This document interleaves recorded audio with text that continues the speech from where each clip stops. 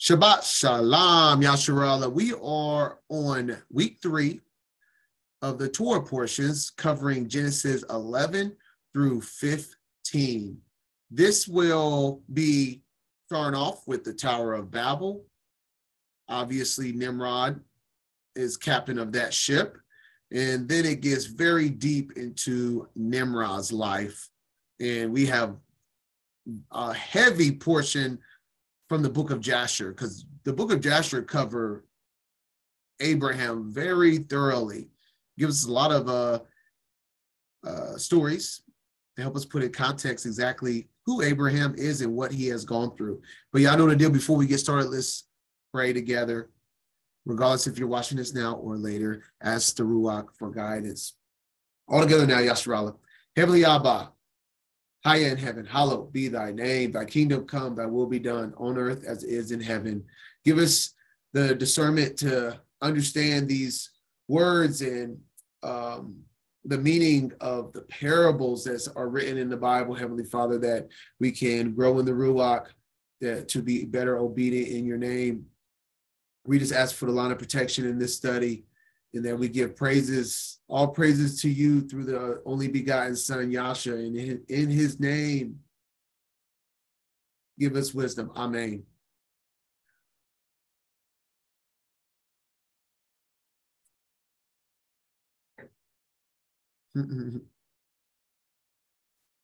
Children love blowing shofars, right? Some of them are pretty good, surprisingly. Okay. Without further ado, let's just jump to it. A lot of covering, a lot of reading, a lot of the book of Jasher and Jubilees in this Torah portion. Let's do this. Starting off, Genesis 11, verse 1.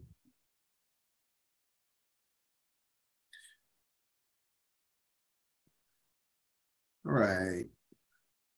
Go ahead and see, I'm going to go ahead and show the map. Why not? Obviously, last week we ended right after the flood, right before the Tower of Babel. This is where we're starting. So we are, and like I said, this timeline is not to be perfect with the dates. It's just to give the general understanding and visuals. And this timeline has helped me abundantly. So that's why I want to give you a visual every time, every Torah portion going down through this timeline. So we're at Nimrod, right after the flood, generations right after the flood is starting now in this Torah portion. And we're going from Nimrod and the Tower of Babel, as it states right here. Genesis 11 is exactly where we're starting, all the way to Abraham and Lot. And when chapter 15 is covering all the way through the covenant made with Abraham, but he has not had any children yet. So from Nimrod, Tower of Babel, all the way to right before Isaac and Ishmael, or I should say Ishmael and Isaac. All right.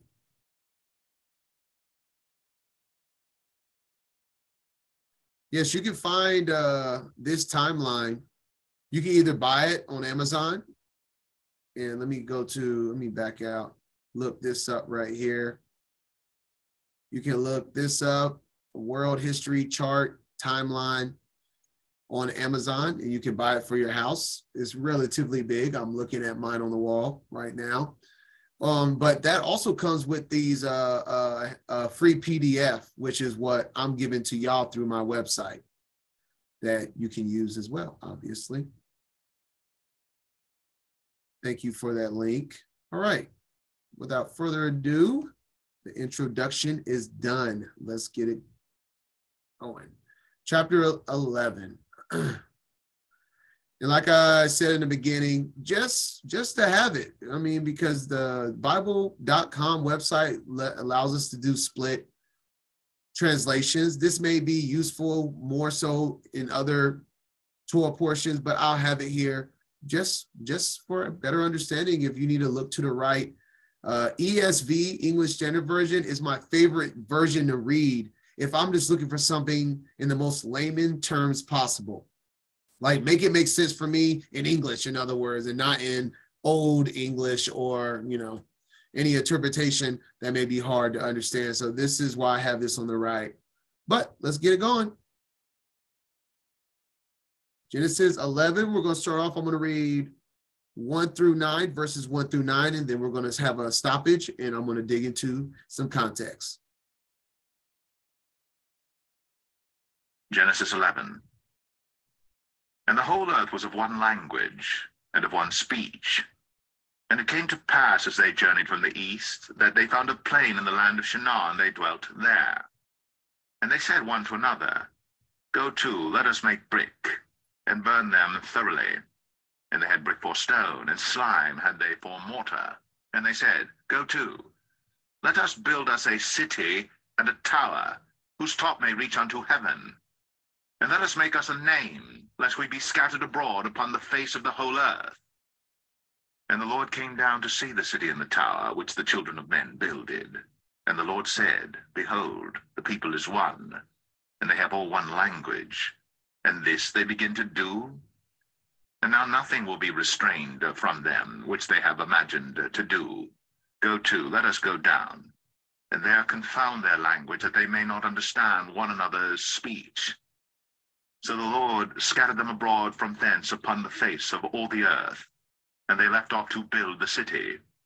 Therefore is the name of it called Babel, because the Lord did there confound the language of all the earth, and from thence did the Lord scatter them abroad upon the face of all the earth. These are the generations of Shem.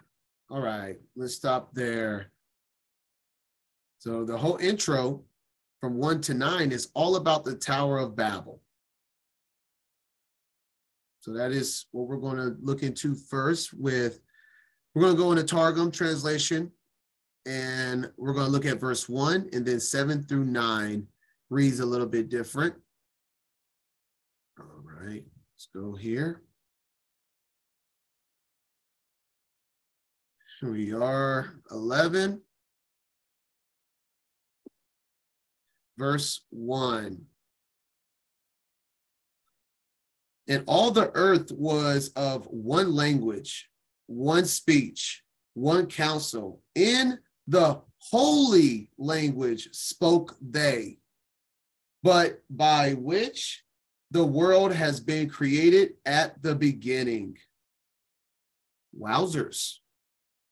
So before I actually read 7 through 9 of Targum, I want to stay with the holy language.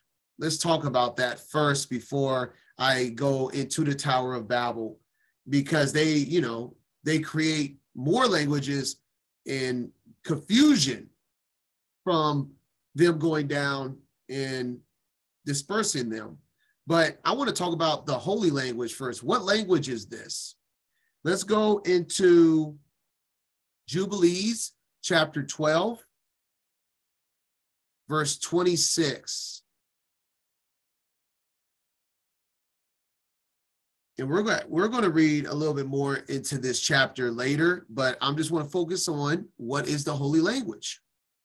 And I opened his mouth and his ears and his lips, and I began to speak with him in Hebrew, in the tongue of creation, of the creation. Very clear there, but let's try to get a precept as much as we can, right? Let's go to Sirach or Ecclesiasticus, and this is going to be the prelude. Before we actually get into chapter 1, there is a prelude for Ecclesiasticus. Let me see.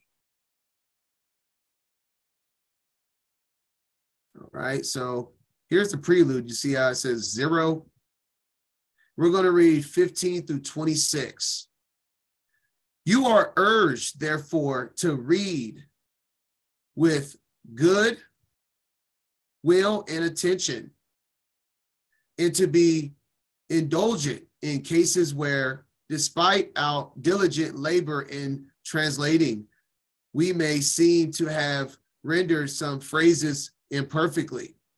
For what was originally expressed in Hebrew does not have exactly the same sense when translated into another language. Not only this work, but even the law itself, the prophecies, and the rest of the books differ not a little as originally expressed. This is saying that there is power in the Hebrew language that no other language can hold, that when it's translated, it loses its power from the law to the prophecies and everything else that's written. So in other words, we're clarifying that Hebrew is the language of creation. It's the language of the heavens.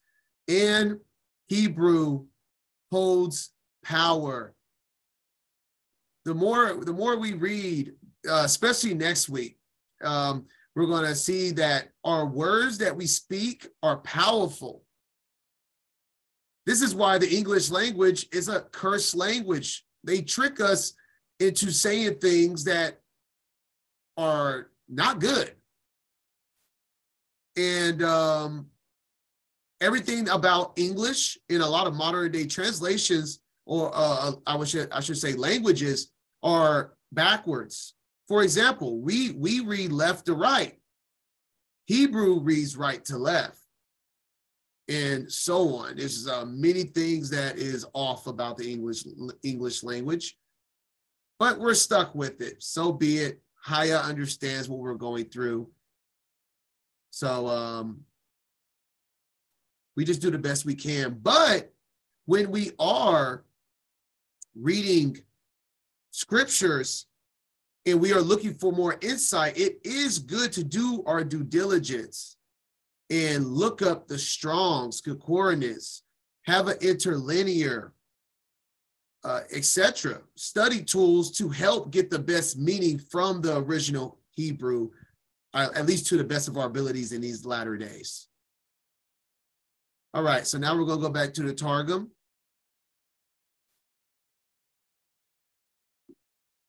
And we're going to read verses 7 and 9 now. So just wanted to cover the language part first, that it was Hebrew and it is a sacred language that we should be crawling to get back to because there's power in those words. All right, verse 7 now. Remember verse 7, it says, go to let us. Who is us? Let us go down and there confound their languages. Let's check that out. Let's see. Where is...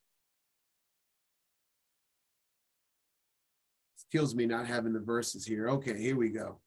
This is verse 7. We're going to read verse 7 and 8. Or I should say, my bad, 7 through 9. So the rest of this right here. And the Adon said to the 70 angels, that's us, is 70 angels, which stand before him, come, we will descend and will there commingle their language, that a man shall not understand the speech of his neighbor. And the word of the Adon was revealed against the city. And with him 70 angels, having reference to 70 nations. I went over this in a couple of studies now, but I'm going to just barely touch it here. On YouTube, I went over this in Ye Are Gods, if you do want to look into it after this study, of the 70 nations, each having its own language. So 70 nations will equivalent to its own language, which will give us the origin of languages are 70 languages.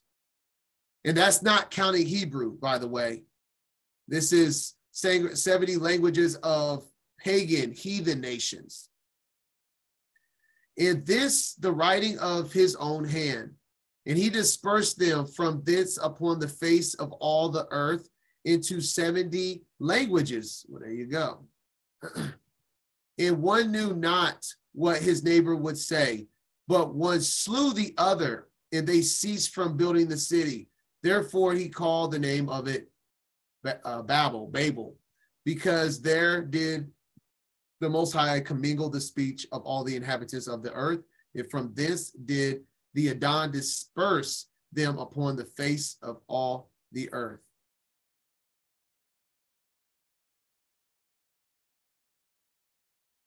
All right.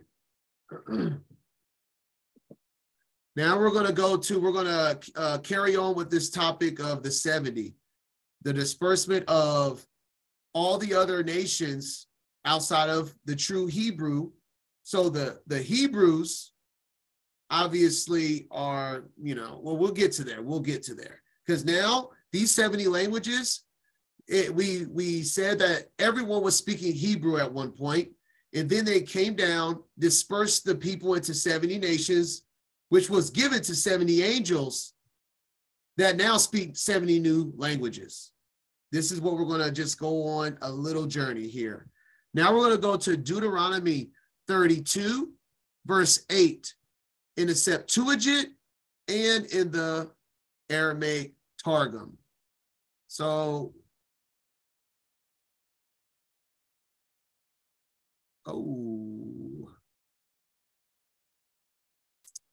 let's do the Targum first.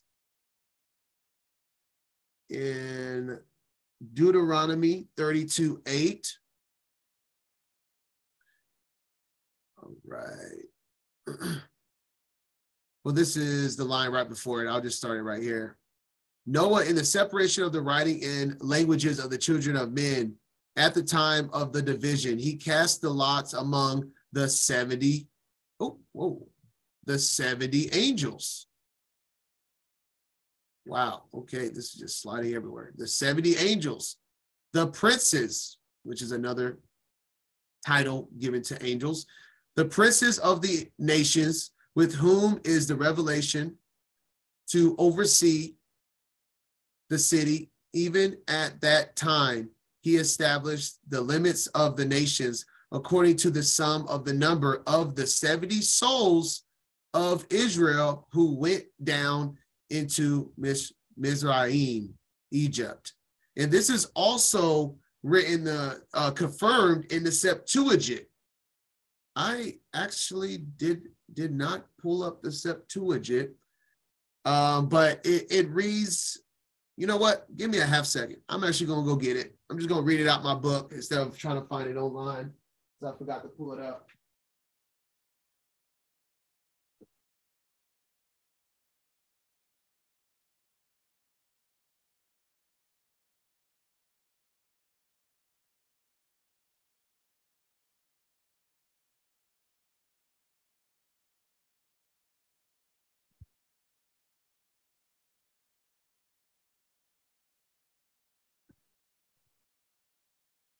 And just to clarify that much more, in the Septuagint, same chapter and verse 32, verse 8, it reads, when the Most High divided the nations, when he separated the sons of Adam, he set the bounds of the nations according to the number of the angels of God. So the division of the sons of Adam at the Tower of Babel was separated by the number of the angels, which is 70. So that was Deuteronomy 32. I read it in the Targums and the Septuagint. All the same idea, just, worded differently.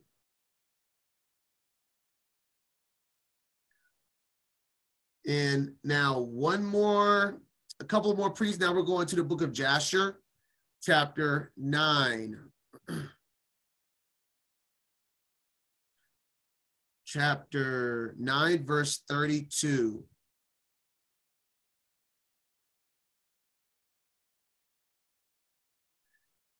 And Elohim said to the 70 angels. So, I mean, it's very clear that there is a whole story going on here with the 70 angels, because it was 70 nations given to 70 angels who stood foremost before him to those who were near to him, saying, come, let us descend and confuse their tongues, languages, that one man shall not understand the language of his neighbor. And they did so unto them. And last but not least, let's go down into a later story. I'm only going to read one verse because I don't want to ruin the story of Joseph. Joseph it deserves his own Torah portion. It's one of my favorite stories. But just for context at this point, I just want to go to Jasher 48 to see the 70 languages was known among the people, specifically in Egypt in this story. 48 verse 45. So this is Jasher 48, 45. If he was one of the common people, this is Joseph at the steps of Pharaoh in Egypt. And it says, if he was one of the common people, he ascended to the third step. And the king would descend to the fourth to speak to him. And their custom was, moreover, that any man who understood to speak in all the 70 languages, so there was 70 steps, he ascended the 70 steps and went up and spoke till he reached the king. So just in context, later in the story of Joseph, we see the 70 languages that started from the Tower of Babel in play in Egypt.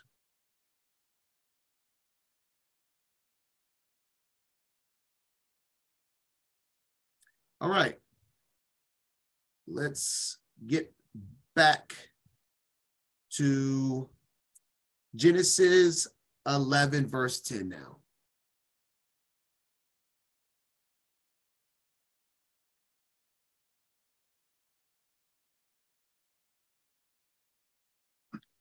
Shem was 100 years old and begat Arphaxad 2 years after the flood. And Shem lived after he begat Arphaxad 500 years, and begat sons and daughters.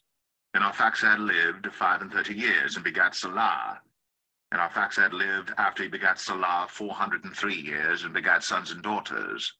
And Salah lived 30 years, and begat Eber. And Salah lived after he begat Eber 403 years, and begat sons and daughters. And Eber lived 34 years, and begat Peleg. And Eber lived after he begat Peleg 430 years, and begat sons and daughters. And Peleg lived 30 years, and begat Reu. And Peleg lived after he begat Reu 209 years, and begat sons and daughters. And Reu lived 32 years, and begat Serug. And Reu lived after he begat Serug 207 years, and begat sons and daughters. And Serug lived 30 years, and begat Nahor. And Serug lived after he begat Nahor 200 years, and begat sons and daughters. And Nahor lived 29 years, and begat Terah. And Nahor lived after he begat Terah 119 years, and begat sons and daughters. And Terah lived 70 years, and begat Abram, Nahor, and Haran. Now these are the generations of Terah. Terah begat Abram, Nahor, and Haran begat Lot. And Haran died before his father Terah in the land of his nativity. All right.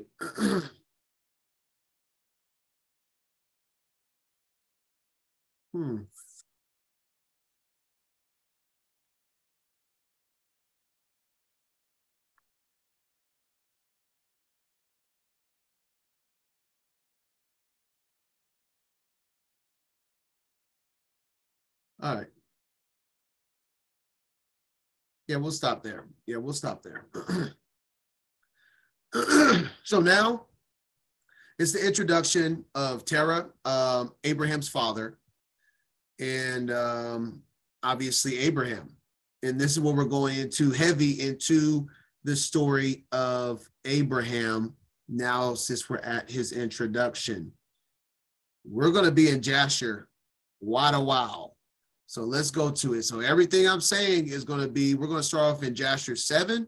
We're going to read some in 7, 8, 9, and 10.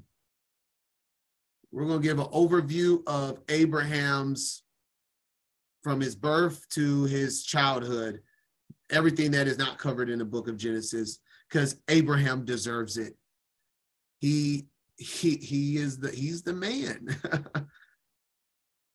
All right, so we're going to read Jasher 7, 39 through 44.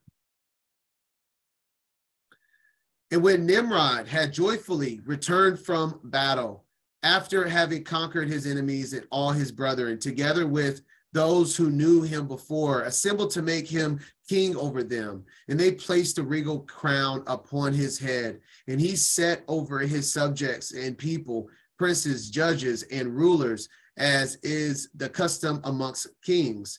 And he placed Terah, Abraham's father, the son of Nahor, which we just read, the prince of his hosts, and he dignified him and elevated him above all his princes.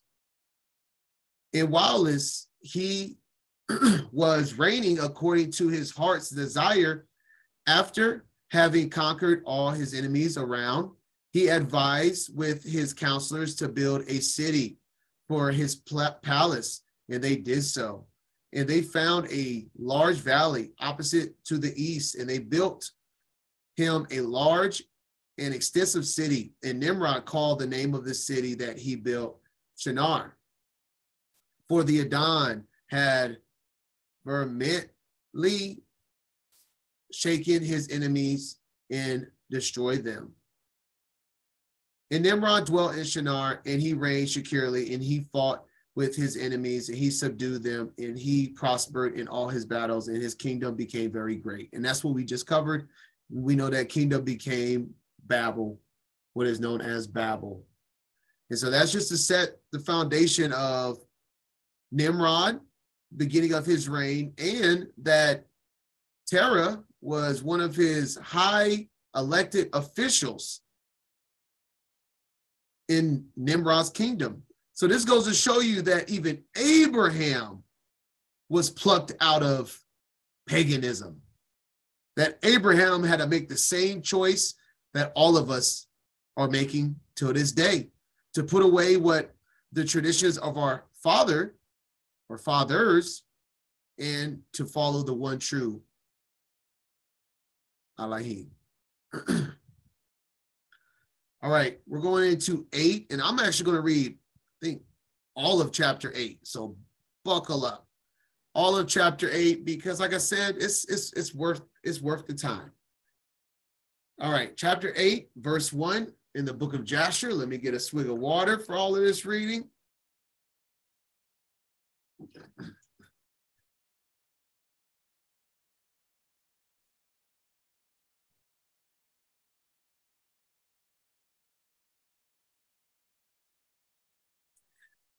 And it was in the night that Abram was born that all the servants of Terah and all the wise men of Nimrod and his conjurers came and ate and drank in the house of Terah, and they rejoiced with him on that night. And when all the wise men and conjurers went out from the house of Terah, they lifted up their eyes towards heaven that night to look at the stars. And they saw, and behold, one very large star came from the east and ran in the heavens, and he swallowed up the 4 stars from the 4 sides of the heaven. And all the wise men of the king, Nimrod, and his conjurers were astonished at the sight. And the sages understood this matter, and they knew its import. And they said to each other, "This only betokens the child that has been born to Terah this night, who will grow up and be fruitful and multiply and possess all the earth, he and his children forever. And he and his seed will slay great kings and inherit their lands." And the wise men and conjurers went home that night, and in the morning all these wise men and conjurers rose up early and assembled in an appointed house. And they spoke and said to each other, behold, the sight that we saw last night is hidden from the king. It has not been made known to him. And should this thing get known to the king in the latter days, he will say to us, why have you concealed this matter from me? And then we shall all suffer death. Therefore, now let us go and tell the king the sight which we saw and the interpretation thereof, and we shall then remain clear. And they did so, and they all went to the king and bowed down to him to the ground, and they said, may the king live, may the king live. We heard that a son was born to Terah, the son of Nahor, the prince of thy hosts, and we yesternight came to his house, and we ate and drank and rejoiced with him that night. And when thy servants went out from the house of Terah to go to our respective homes to abide there for the night, we lifted up our eyes to heaven, and we saw a great star coming from the east, and the star ran with a great speed to swallow up all four great stars from the four sides of the heavens. And thy servants were astonished at the sight which we saw, and were greatly terrified. And we made our judgment upon the sight, and knew our wisdom, the proper interpretation thereof, that this thing applies to the child that is born to Terah, who will grow up and multiply greatly and become powerful and kill all the kings of the earth and inherit all their lands, and he and his seed forever. And now our Lord and King, behold, we have truly acquainted thee with what we have seen concerning this child. If it seemeth good to the king to give his father value for this child, we will slay him before he shall grow up and increase in the land, and his evil increase against us, that we and our children perish through his evil. And the king heard their words, and they seemed good in his sight. And he sent and called for Terah, and Terah came before the king. And the king said to Terah, I have been told that a son was yesternight born to thee, and after this manner was observed in the heavens at his birth. And now therefore give me the child, that we may slay him before his evil springs up against us. And I will give thee for his value thy house full of silver and gold. And Terah answered the king and said to him, my lord and king, I have heard thy words, and thy servant shall do all that his king desireth. But my lord and king, I will tell thee what happened to me yesternight, that I may see what advice the king will give his servant. And then I will answer the king upon what he has just spoken. And the king says, speak. And Terah said to the king, Ayon, son of Mored, came to me yesternight, saying, give unto me the great and beautiful horse that the king gave thee, and I will give thee silver and gold, and straw and proverter for its value. And I said to him, wait till I see the king concerning thy words, and behold, whatever the king saith, that will I do. And now, my lord and king, behold, I have made this thing known to thee, and the advice which my king will give unto his servant, that will I follow. And the king heard the words of Terah, and his anger was kindled, and he considered him in the light of a fool. And the king answered Terah and said to him, art thou so silly, ignorant, or defiant in understanding to do this thing, to give thy beautiful horse for silver and gold, or for straw and proverter? Art thou so short of silver and gold that thou shouldst do this thing, because thou canst not obtain straw and proverter to feed thy horses? And what is silver and gold to thee, or straw and proverter, that thou shouldst give away that fine horse which I gave thee, like which there is none to be had on the whole earth? And the king left off speaking, and Terah answered the king, saying, like unto this has the king spoken to his servant. I beseech thee, my lord and king, what is this which thou didst say unto me, saying, give thy son that we may slay him, and I will give thee silver and gold for his value. What shall I do with silver and gold after the death of my son? Who shall inherit me? Surely then at my death, the silver and gold will return to my king who gave it. And when the king heard the words of Terah, the parable which he brought concerning the king, it grieved him greatly, and he was vexed at this time, at this thing, and his anger burned within him. And Terah saw that the anger of the king was kindled against him. And he answered the king, saying, all that I have is in the king's power. Whatever the king desires to do to his servant, let him do. Yea, even my son, he is in the king's power. Without value, in exchange, he and his two sons that are older than he. And the king said to Terah, no, but I will purchase thy younger son for a price. And Terah answered the king, saying, I beseech thee, my lord and king, to let thy servant speak a word before thee. And the king, and let the king hear the word of thy servant. And Terah said, let my king give me 3 days time till I consider this matter within myself and consult with my family concerning the words of my king. And he pressed the king greatly to agree to this. And the king hearkened to Terah, and he did so. And he gave him 3 days time. And Terah went out from the king's presence. And he came home to his family and spoke to them all the words of the king. And the people were greatly afraid. And it was in the 3rd day that the king went to Terah, saying, send me thy son for a price, as I spoke to thee, and shouldst thou not do this, I will send and slay all thy has in thy house, so that thou should not even have a dog remaining. And Terah hastened, as the thing was urgent from the king, and he took a child from one of his servants, which his handmaid had born to him that day. And Terah brought the child to the king and received value for him. And the Adon was with Terah in this matter, that Nimrod might not cause Abram's death.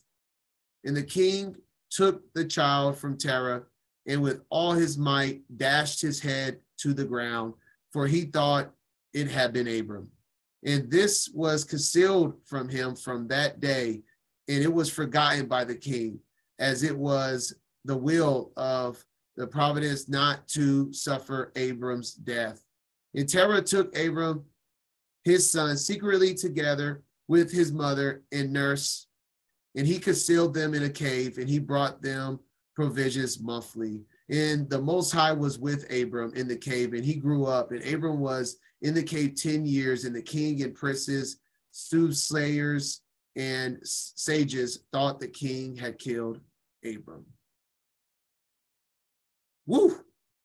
Well, there you go. The beginning of the story of Abraham, or I should say, as of right now, Abram. But let's continue. Let's continue with this story.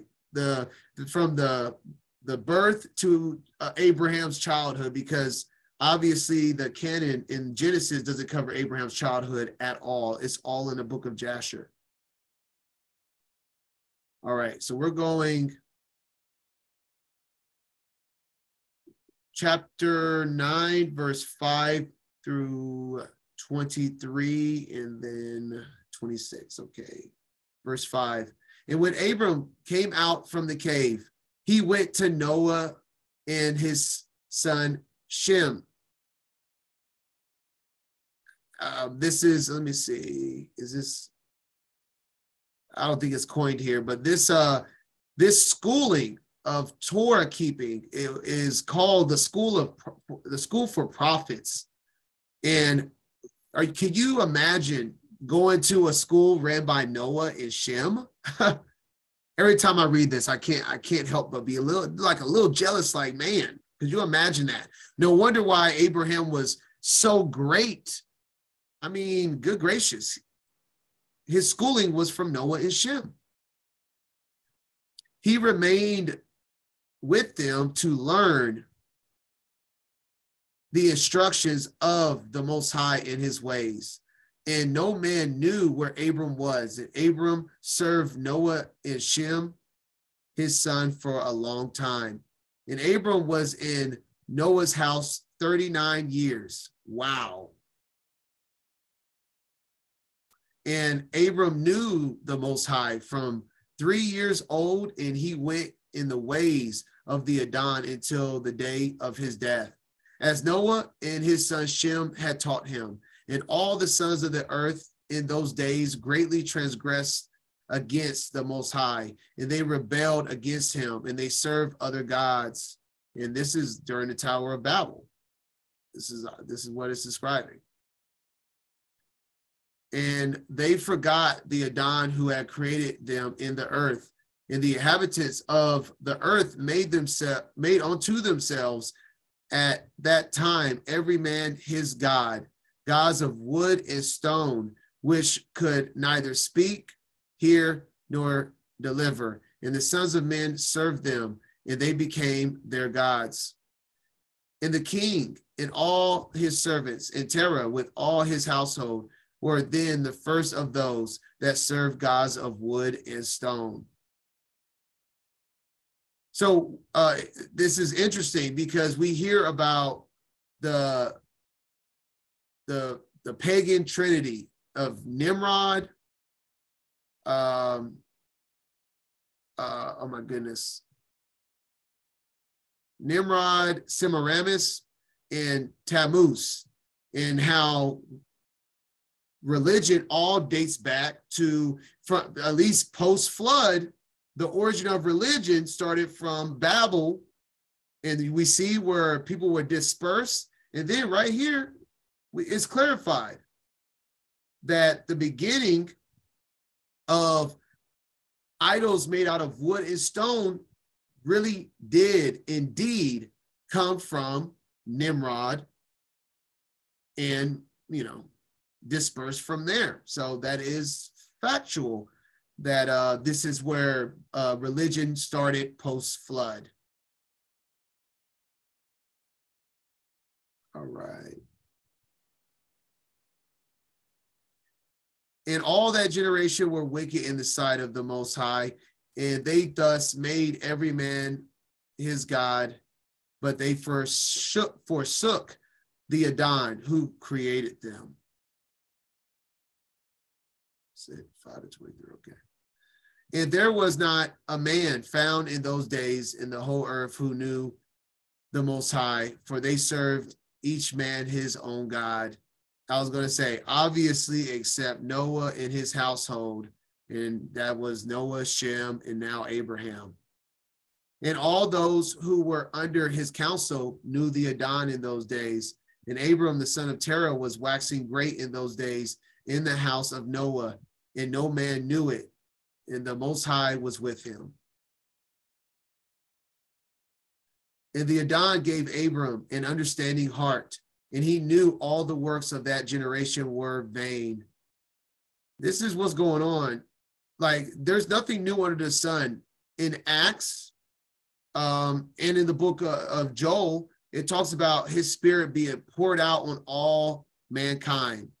And it talks about, people prophesying and wisdom will increase. This is what he did for, I don't know why I keep sliding like that. This is exactly what he did to Abram. He gave Abram an understanding heart. He poured out his spirit on Abram, and Abram was gathered. Obviously this is given. What we're going through, the understanding we're getting from scriptures. Most of us grew up and at least held a Bible or read it at one point, but we couldn't understand it. This was given to Abraham, just like it's given to us in these latter days. And in the same thing that when Abraham was given understanding, what came with it? He knew all the works of that generation were in vain, and that all their gods were in vain and were of no avail. I mean, identical to what we're going through now. We were partaking in it. We just couldn't see it. But once we were given a heart of understanding, we knew this was vanity. Everything in religion was vanity. And Abram saw the sun shining. Okay, this next section, a few verses, I love it. I love it. And Abram saw the sun shining upon the earth. And Abram said unto himself, surely now this sun that shines upon the earth is God, the Most High, and him will I serve. And Abram served the sun in that day, and he prayed to him. And when evening came, the sun set as usual, and Abram said within himself, surely this cannot be the Most High. And Abram still continued to speak within himself, who is he who made the heavens and the earth? Who created upon earth? Where is he? And night darkened over him, and he lifted up his eyes towards the west, north, south, and east. And he saw that the sun had vanished from the earth, and the day became dark. And Abram saw the stars and moon before him, and he said, surely this is God, who created the whole earth as well as man. And behold, these his servants are gods around him. And Abram served the moon and prayed to it all that night. And in the morning, when it was light and the sun shone upon the earth as usual, Abram saw all these things that the Adon Elohim had made upon the earth. And Abram said unto himself, surely these are not gods that made the earth and all mankind, but these are the servants of Elohim. And Abram remained in the house of Noah, and there knew the Most High in his ways. And he served the Most High all the days of his life, and all that generation forgot the Most High and served other gods of wood and stone and rebelled all their days. And I'm going to read until 23, but I'm going to stop real quick. And the part that why I said I love this is because every single one of us went through something like this. Maybe not actually looking at the sun or the moon and calling it God, but we have soul searched and was yearning for understanding. And we were yearning to seek our Creator. And Abraham went through the same thing. We forget that Abraham is a man. These characters, these people in the Bible are just like us. They have this, they're born with the same heart, the same blood, the same mind, and they're given the same Ruach Kodesh. And just like Abraham did, the Most High not only wanted this written down, but he's showing us that it's okay to ponder as long as we repent from the blasphemy of trying to praise the sun, because he was seeking the Most High with all his heart. That's all he was doing. So he wasn't punished for these actions. This is just this is how he created man. But he given him the heart and the heart of understanding to know that this isn't our Creator, and to move past this and know that he is greater than these things. I love that they put that in here, because we think of Abraham like Abraham never thought like this. Like Abraham is just some person that was born and he never had thoughts that could have been of corruption, because thinking the sun and the moon is the Creator is bad. But it's showing that a person that is on milk, someone that is new to understanding, this is where you start, and this is okay. So when you tried to put meat, imagine trying to tell Abraham at this point, it didn't say his age at when he went through this, but imagine telling Abraham, for example, like in the book of Acts, people that are new believers, Imagine telling Abraham when he's just trying to figure out who is our creator to go be circumcised, to go in on Abraham about not keeping the commandments. And Abraham is just trying to figure out things. We got to give people room to grow. That's what that story in Acts is about circumcision. They're not saying don't get circumcised.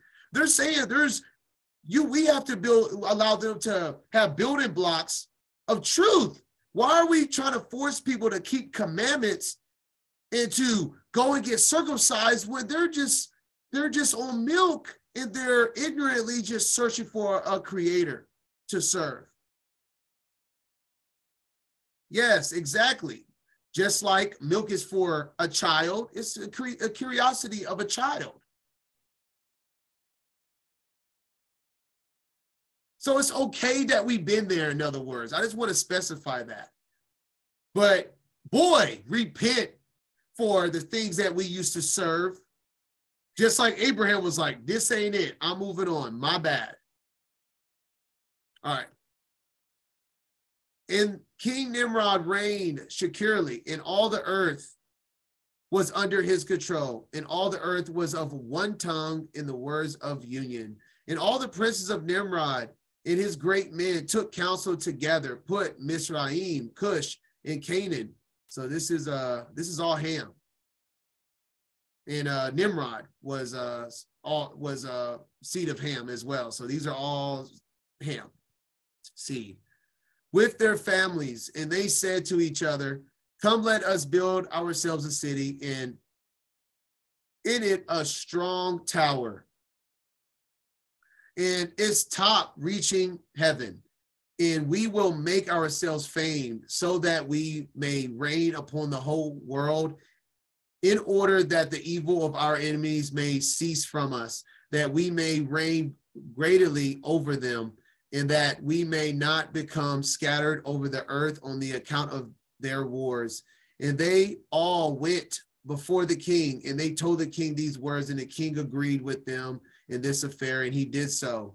And all the families assembled, consisting of about 600,000 men, and they went to seek an extensive piece of ground to build the city and the tower, and they sought in the whole earth, and they found none like one valley at the east of the land of Shinar.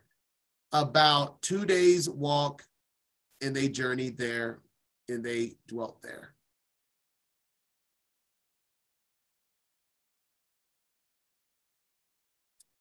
All right. Let me see something real quick. Okay, same chapter. We're going to just jump to 26. So yeah, we're going to stay right here. All right, 26 to the end of this chapter. I told you we got a lot of Jasher details. I mean, I don't want to skip it. We're going to read all of as much as I can, try to jump here and there when it's just, yeah. And all these people and all the families divided themselves in three parts. The first said, we will ascend into heaven and fight against him. The second said, we will ascend to heaven and place our own gods there and serve them. And the third part said, we will ascend to heaven and smite him with bows and spears. And Elohim knew all their works and all their evil thoughts, and he saw the city and the tower which they were building.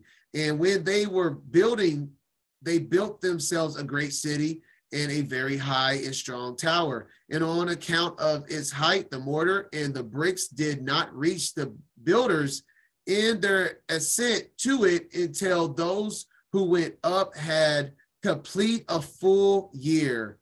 Yes, this is the first skyscraper. But I'm not done yet. Listen to this description. Not only it took a year to get to the top to continue to build these bricks. Let's keep reading. And after that, they reached to the builders and gave them the mortars and the bricks. Thus was it done daily. And behold, these ascended and others descended the whole day. And if a brick should fall from their hands and get broken, they will all weep over it. And if a man fell and died, none of them will look at it. That's how much hard work this was, right? And the Adon knew their thoughts, and it came to pass when they were building, they cast the arrows towards the heavens, and all the arrows fell upon them, filled with blood. And when they saw them, they said to each other, surely we have slain all those that are in heaven. For this was from the Most High, in order to cause them to err, in order to destroy them from off the face of the earth. And they built the tower in the city and did this thing daily until many days and years was elapsed. And Elohim said to the 70 angels who stood foremost before him, to those who were near to him, saying, come, let us descend and confuse their tongues, that one should not understand the language of his neighbor. And they did so unto them. And from that day following, they forgot each other, his neighbor's tongue, and they could not understand to speak in one tongue. And when the builder took from the hands of his neighbor lime and stone, which he did not order, the builder would cast it away and throw it upon his neighbor, that he would die. And they did so many days, and they killed many of them in this manner. And the Adon smote the 3 divisions that were there, and he punished them according to their works and designs. Those who said, we will ascend to heaven and serve our gods, became like apes and elephants. Those who said, we will smite the heaven with arrows, the Most High killed them, one man through the hand of his neighbor. And the 3rd division of those who said, we will ascend to heaven and fight against him, the Most High scattered them throughout the earth. And those who were left amongst them, when they knew and understood the evil which was coming upon them, they forsook the building, and they also became scattered upon the face of the earth. And they ceased building the city and the tower. Therefore he called that place Babel. For the Adon confounded the language of the whole earth. Behold, it was at the east of the land of Shinar. And as the tower which the Son of Man built, the earth opened its mouth and swallowed up 1/3 part thereof.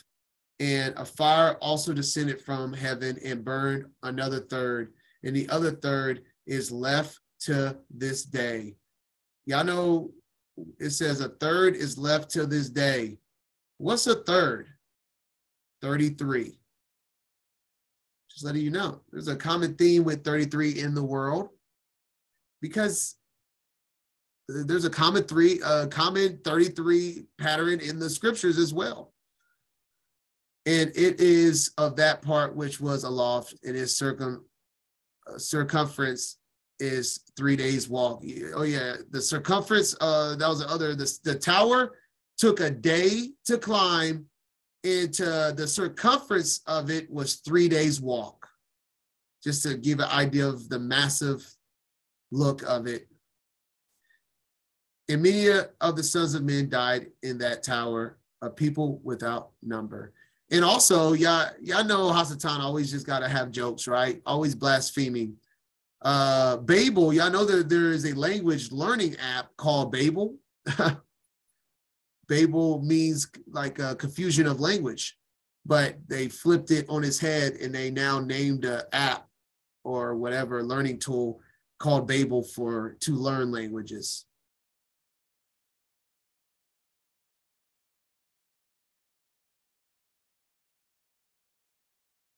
All right. Let me see. Now we're going to go to 10 in Peleg. If we remember in Jubilees, let's go to Jubilees real quick, chapter 8. What is this? Chapter 12. Let's go to chapter 8. Remember, Peleg. He called his name Peleg, for in the days when he was born of Noah began to divide the earth, each among themselves. So Peleg means to divide the earth. Interesting. So that was at his birth. Check out the correlation from the beginning of his birth was the division of dividing the land of Peleg. And then now let's look at the death of Peleg. And Peleg, the son of Eber, died in those days. So now it's going to be the opposite. In the 48th year of the life of Abraham, son of Terah, in all the days of Peleg was 239 years. And when the Adon, like, in other words, what's the point of putting this here? What's the point of putting this in before what we're about to read? We're about to see why. And when the Adon has scattered the sons of men on the account of their sins at the tower, behold, they spread forth into many divisions. And all the sons of men were dispersed into the four corners of the earth. And all the families became each according to its own language, its own land, and its own city. So this is where, in other words, this is how people, at least to this understanding, people wasn't dispersed throughout the entire world at this time. Remember, this is just after the flood. This is just the first few 2 to 3 generations after the flood. Everyone was amongst each other around the same area, at least generally. This is where everyone came to be dispersed, and go figure that Peleg was the beginning of the division, and the death of Peleg was when many divisions was created from the Tower of Babel. And the sons of the men built many cities according to their families in all the places where they went and throughout the earth where the Adon has scattered them.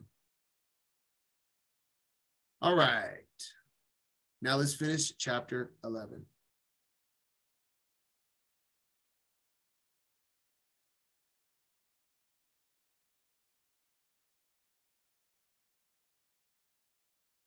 What is it? 28 through 32. In Ur of the Chaldees. And Abram and Nahor took them wives. The name of Abram's wife was Sarai, and the name of Nahor's wife, Milcah, the daughter of Haran, the father of Milcah, and the father of Iscah. But Sarai was barren, she had no child. And Terah took Abram his son, and Lot the son of Haran his son's son, and Sarai his daughter-in-law his son Abram's wife. And they went forth with them from Ur of the Chaldees to go into the land of Canaan.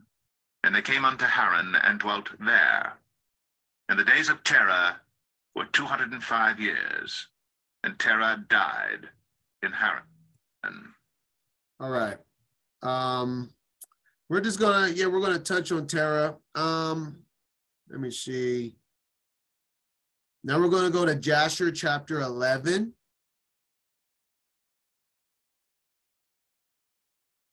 Verse 13 through 16. Very long chapter. So we're going to read verse 13 through 16, and then we're going to jump down to 43 to 61.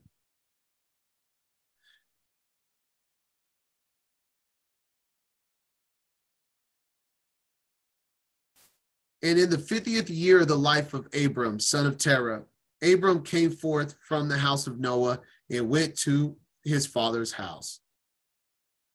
Obviously, if Terah is working under Nimrod and very close to Nimrod kingdom, then Terah was a full-blown heathen doing what Nimrod commanded him to do, right? So this is the stance starting off in this section right here. And Abram knew the Most High, and he went in his ways and instructions, and Haya, his Elohim, was with him. And Terah, his father, was in those days still captain of the host of the king of Nimrod, and he still followed strange gods. And Abram came to his father's house and saw 12 gods standing there in their temples, and the anger of Abram was kindled when he saw these images in his father's house. Boy, tell me this don't happen. This hasn't happened to one of y'all. I know I've gone through this. Going through your parents' house or maybe a close relative, that you're just like disgusted with the idols, the images they have hung up. That's what I'm saying. Y'all, do y'all realize that Abraham's life, especially his upbringing from just getting wisdom and seeing the vanity of the world, and then his father's house coming out of pagan, like we have quite a few similarities. us in these latter days with Abraham.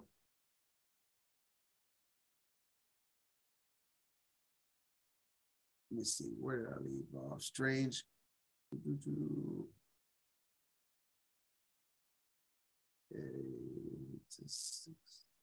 Okay, that's where I wanted to stop. All right, so I'm not going to read this long story about Abram. So we're going to stop there, that he was kindled with the images in his father's home. If you want to, here's a little bit of homework. Read the whole story of what Abram does to his father. I'm not even going to tell you. I'm not going to, ruin the story. If you want to, read all of this. It's a very long chapter and I can't read everything. So we're going to jump down to the end of this story. And I'm reading this because when we finished off in chapter 11 of Genesis, it says that Terah took Abram, his son, and Lot, his son, and they went to the land of Canaan. So something happened why did Terah leave with Abram when he was serving Nimrod? And that's the context that we're grabbing here, because there's a huge story from where he's at now, being a captain of Nimrod, serving other gods, to leaving Nimrod and going to the land of Canaan with Abram and Lot. A very big part of the story that's missing, and that's the point of Jasher here. So now, skipping the whole story, that whole portion of Abram and dealing with his father's idols, we're going to verses 43 through the rest of the chapter now.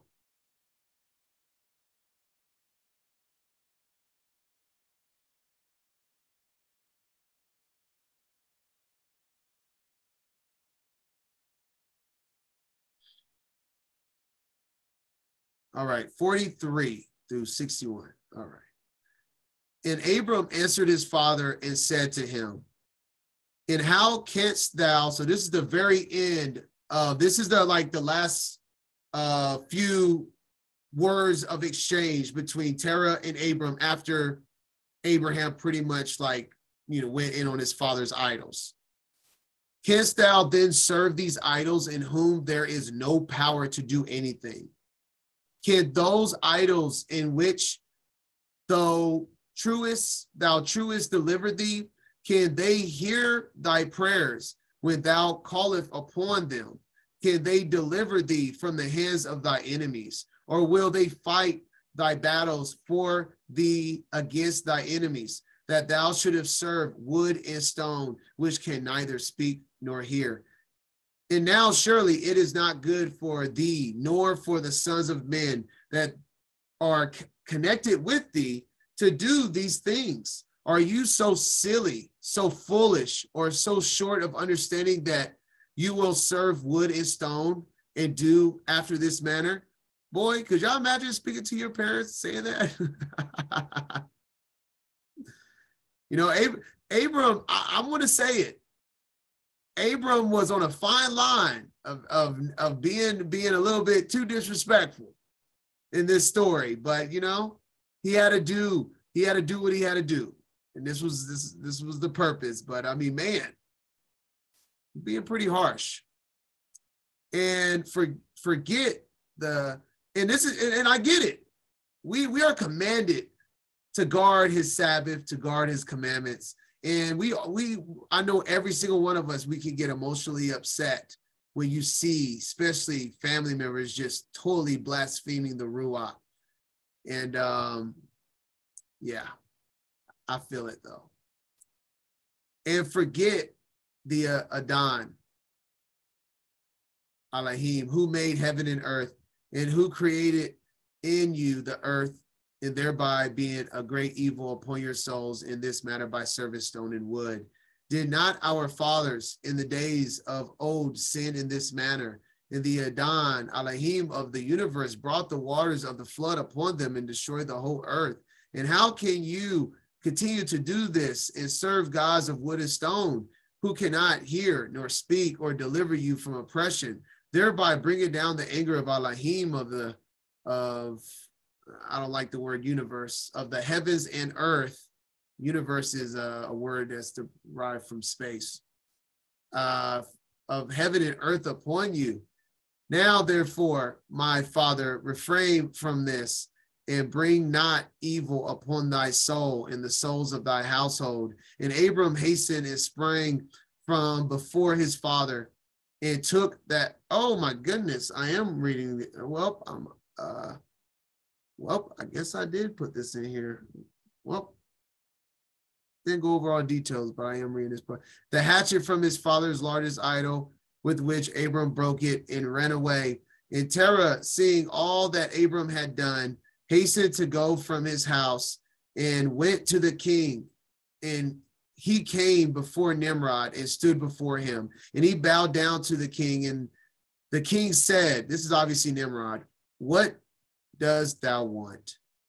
And he said, I beseech thee, my lord, to hear me. Now 50 years back, a child was born to me, and thus has he done to my gods, and thus has he spoken. And now, therefore, my Adon and King, send for him that he may come before thee and judge him according to the law, that we may be delivered from his evil. So Terah is so possessed with demons. Like, he's so angry for what Abraham said and did about his idols, that he literally turning in his son, saying, Nimrod, off with my son's head. I am so upset. I don't care anymore. I mean, this is real. We do not battle flesh and blood. Could you imagine those demons Terah was battling at this time? Well, I don't know about battling. He was kind of going with it at the time. And the king sent 3 men of his servants, and they went and brought Abram before the king. And Nimrod and all his princes and servants were that day sitting before him. And Terah sat also before them.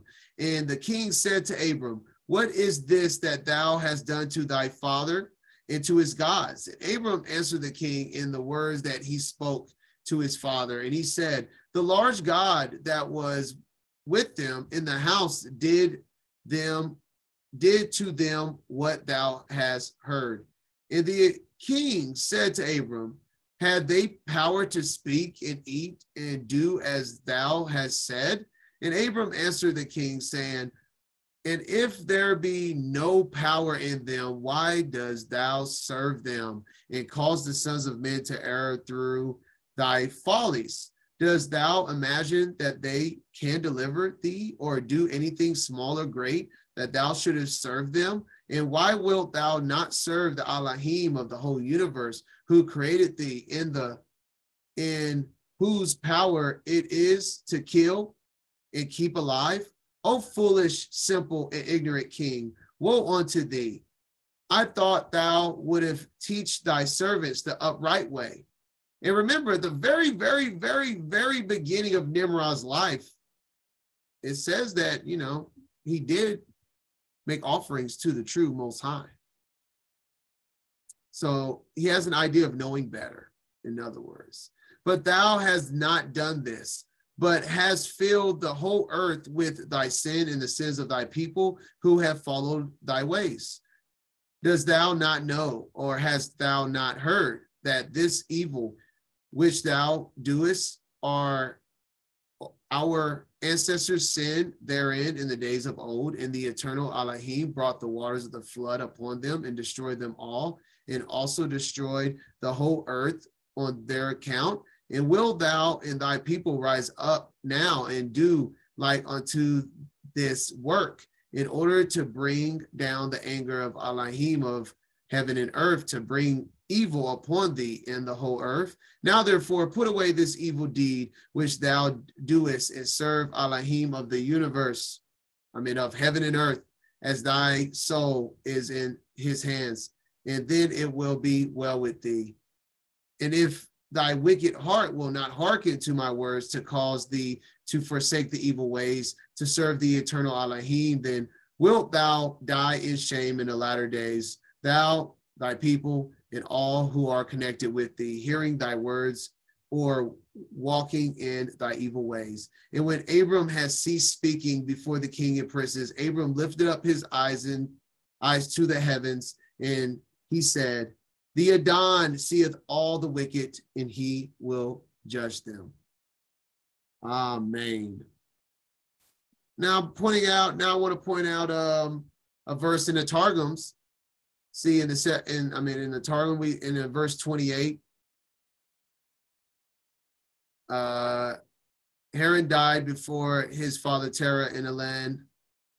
So let's go. There's a little details in verse 28. Let me see real quick. Verse 28. And I'm just going to read the second half of it.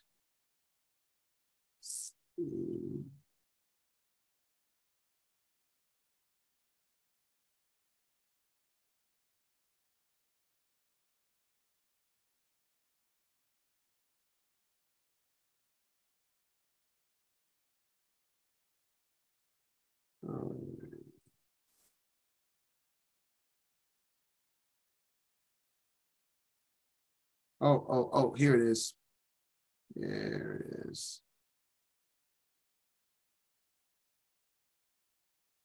Oh, let's see.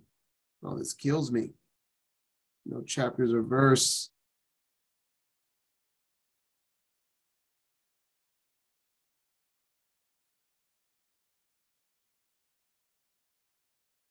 All right. 11:28. And it was when Nimrod had cast Abram into the furnace. This story is only found in Jasher. It's just cool to find second witnesses in the Targums. So we're going to read this story because this is what happens right after what I just read. We're going to read this story in Jasher, but it's just a precept from the Targums right here. And it was when Nimrod had cast Abram into the furnace of fire because he would not worship his idol, and the fire had no power to burn him, that Haran's heart became doubtful. Haran is his brother, saying, if Nimrod overcome, I will be on his side, but if Abram overcome, I will be on his side. And when all the people who were there saw the fire had no power over Abram, they said in their hearts, is not Haran, the brother of Abram, full of divinations and charms? And has he not uttered spells over the fire that it should not burn his brother? Immediately there fell fire from the high heavens and consumed him, and Haran died in the sight of Terah, his father, where he was burned in the land of his nativity in the furnace of fire, which Kasdai had made for Abram, his brother.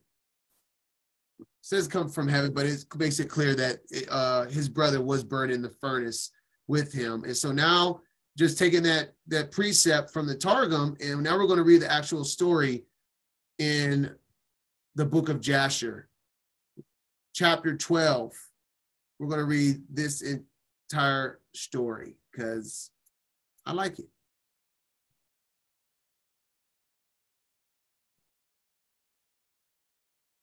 Oh yeah, his judgment was a righteous judgment.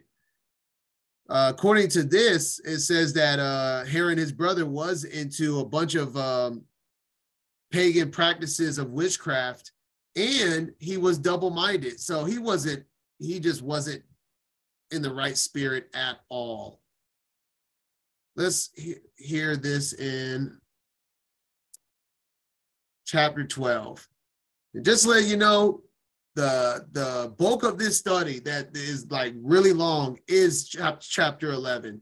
It's not as crazy moving forward. The rest of the chapters are not as much. But chapter 11, because we're still in chapter 11, this is the bulk of the time. So we're going to take our time on it. Chapter 12. And when the king heard the words of Abram, he ordered him to be put into prison. And Abram was 10 days in prison. And at the end of those days, the king ordered that all the kings, princes, and governors of different provinces and the sages should come before him. And they sat before him, and Abram was still in the house of confinement. And the king said to the princes and sages, have you heard that Abram, the son of Terah, has done to his father? Thus has he done to him, and I ordered him to be brought before me, and thus has he spoken.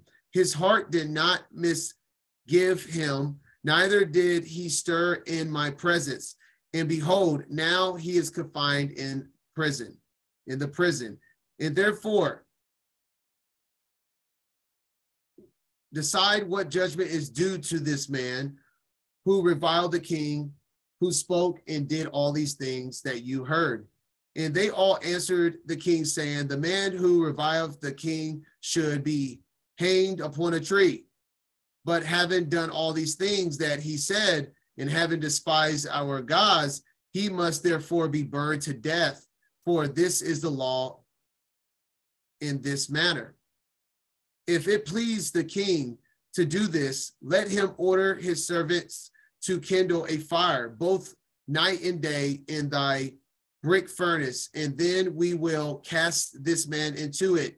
And the king did so, and commanded his servants that they should prepare a fire for 3 days and 3 nights in the king's furnace that is in Kasdim. And the king ordered them to take Abram from prison and bring him out to be burned. And all the king's servants, princes, lords, governors, and judges, and all the inhabitants of the land brought 900,000 men, stood opposite the furnace to see Abram. All women and little ones crowded upon the roofs and towers to see what was doing with Abram. And they all stood together at a distance, and there was not a man left that did not come on that day to behold the scene. And when Abram was come, and the conjurers of the king and the sages saw Abram, and they cried out to the king, saying, our sovereign Lord, surely this is the man whom we know to have been the child at whose birth the great star swallowed the 4 stars, which we declared to the king now 50 years since. So obviously Abraham's 50 years old. And behold, now his father has also transgressed thy commands and mocked thee by bringing thee another child, which thou didst kill. And when the king heard their words, he was exceedingly wroth, and he ordered Terah to be brought before him. And the king said, hast thou heard what the conjurers have spoken? Now tell me truly, how didst thou, and if thou shalt speak truth, thou shalt be acquainted. And seeing that the king's anger was so much kindled, Terah said to the king, my lord and king, thou hast heard the truth, and what the sages have spoken is right. And the king said, how couldst thou do this thing, to transgress my orders and to give me a child that thou didst not beget, to take value for him? And Terah answered the king, because my tender feelings were excited for my son at that time. And I took a son of my handmaid, and I brought him to the king. And the king said, who advised thee to this? Tell me, do not hide aught from me, and then thou shalt not die. And Terah was greatly terrified in the king's presence. And he said to the king, it was Haran, my eldest son, who advised me to do this. And Haran was in those days that Aaron was born, 2 and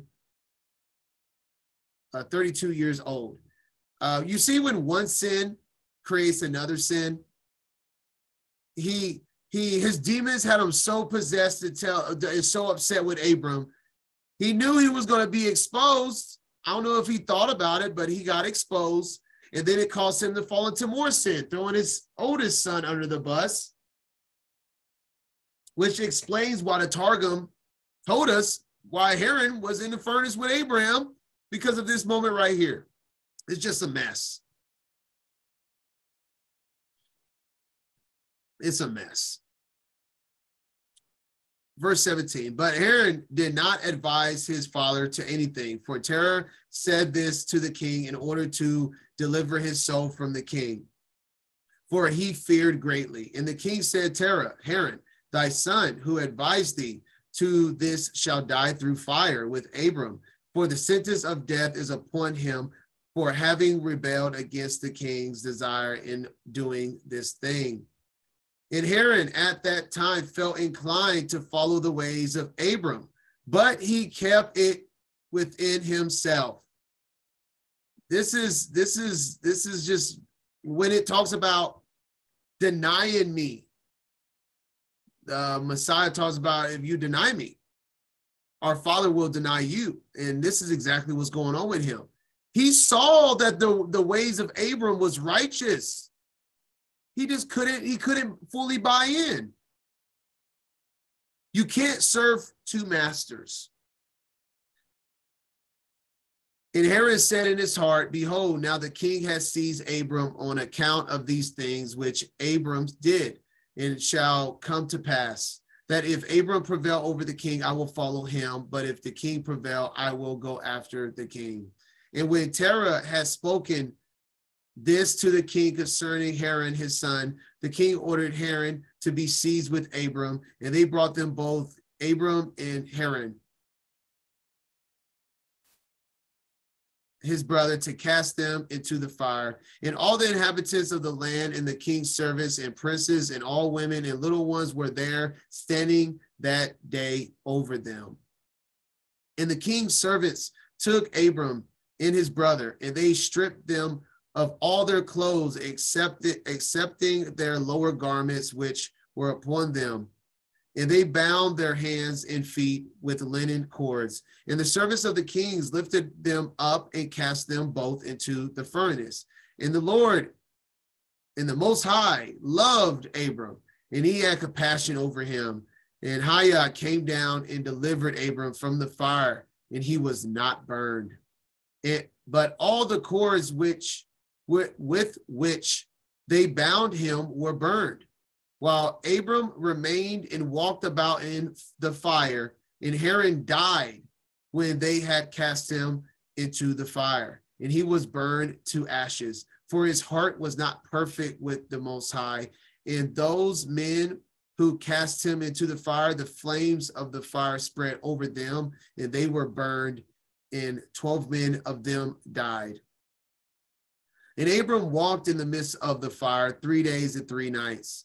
All the servants of the king saw him walking in the fire, and they came and told the king, saying, behold, we have seen Abram walking about in the midst of the fire, and even the lower garments which are upon him are not burned, but the cords with which he was bound is burned.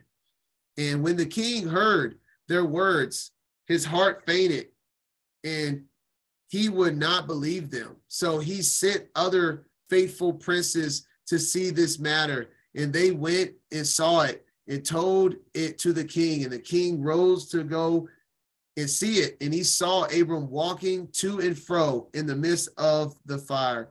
And he saw Haran's body burned, and the king wondered greatly. And the king ordered Abram to be taken out from the fire, and his servants approached to take him out, and they could not, for the fire was around about, and the flame ascended toward them from the furnace. And the king's servants fled from it, and the king rebuked them, saying, make haste and bring Abram out of the fire, that you shall not die. So he's pretty much saying, you're going to be fine because he's fine. So go and bring him out the fire, because you won't die, because Abram ain't dying. But obviously that's not the case. The servants of the king again approached to bring Abram out, and the flames came upon them and burned their faces, so that 8 of them died. And when the king saw that his servants could not approach the fire lest they should be burned, the king called to Abram O servant of Elohim who is in heaven, go forth from amidst the fire and come hither before me. And Abram hearkened to the voice of the king, and he went forth from the fire and came and stood before the king. And when Abram came out the king and all the servants saw Abram coming before the king with his lower garments upon him, for they were not burned, but the cords with which he was bound was burned. And the king said to Abram, how is it that thou was not burned in the fire? And Abram said to the king, the Elohim of heaven and earth, in whom I trust, and who has all in his power, he delivered me from the fire into which thou didst cast me. And Haran, the brother of Abram, was burned to ashes, and they sought for his body, and they found it consumed. And Haran was 82 years old when he died in the fire of Kasdim. And the king, princes, inhabitants of the land, seeing that Abram was delivered from the fire, they came and bowed down to Abram. And Abram said to them, do not bow down to me, but bow down to the Elohim of the world who made you, and serve him, and go in his ways, for it is he who delivered me from out of this fire, and it is he who created the souls and spirits of all men, and formed man in his mother's womb, and brought him forth into the world. And it is he who will deliver those who trust in him from all pain. 43, we're reading to 43. And this thing seemed very wonderful in the eyes of the king and princes, that Abraham was saved from the fire, and that Abram was burned, Haran was burned. And the king gave Abram many presents, and he gave him his two head servants from the king's house. The name of one was Ani, and the name of the other was Eleazar. This is where Abram gets his head servant that you read about in the canon. It literally comes from Nimrod. What do you know? And all the kings, princes, and servants gave Abram many gifts of silver, gold, and pearl. And the king and his princes sent him away, and he went in peace. And Abram went forth from the king in peace, and many of the king's servants followed him. About 300 men joined him. And Abram returned on that day and went to his father's house, he and the men that followed him. And Abram served the Adon, his Elohim, all the days of his life, and he walked in his ways and followed his law.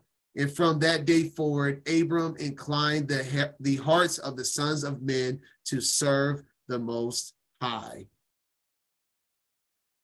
And just to go down, to touch on it, when they are, Nimrod ends up coming after Abram again, and Abram leaves with everything. And so so in other words, when you read in the book of Genesis, where did Abram get all his riches? He got it from Nimrod. This is where he got his servants and his riches. It all came from Nimrod's kingdom. And then at the bottom, when it says that in the canon, just puzzle piecing it all together, when it says, and Terah took Abram, his son, and Lot, it doesn't go over any of this, but and Terah hearkened to the voice of his son Abram, and Terah did all that Abram said, for this was from the Adon, the Most High, that the king should not call Abram's death. And so, in other words, Terah, his father, ends up repenting in following Abraham in serving the Most High Elohim with, so that's why all of them went into the land of Canaan together. Woo!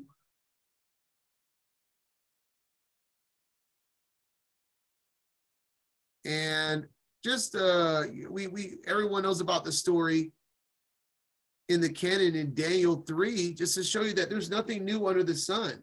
This wasn't the first time in the book of Daniel that people were tossed into fire and the Most High held them down in Daniel 3. Then was Nebuchadnezzar, full of fury, in the form of his visage was changed against Shadrach, Meshach, and Abednego. Therefore, he spoke and commanded that they should heat the furnace 7 times more than it was wont to be heated. And he commanded the most mighty men that were in his army to bind the 3 and cast them into the burning furnace. Then these men were bound in their coats, their hosen, in their hats, and their other garments, and were cast in the midst of the burning fiery furnace. Therefore, because the king's commandment was urgent, the furnace exceeding hot, the flame of the fire slew those men that took up the 3 Israelites. And these 3 men fell down, bound into the midst of the burning fiery furnace.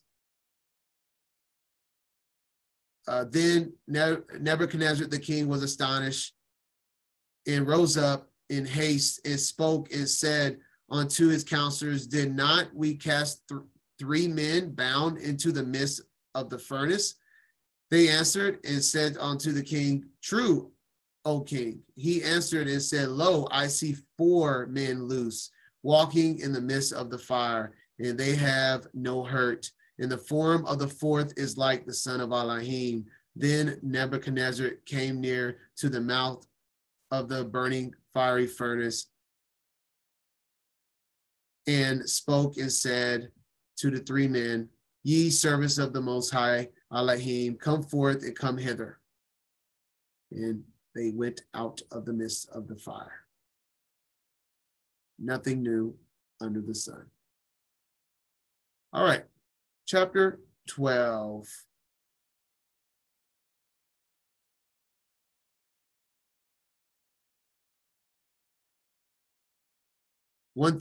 Verses 1 through 8 first. Oh, stop playing with me. Come on. Oh, really? Really? You can't find chapter 12?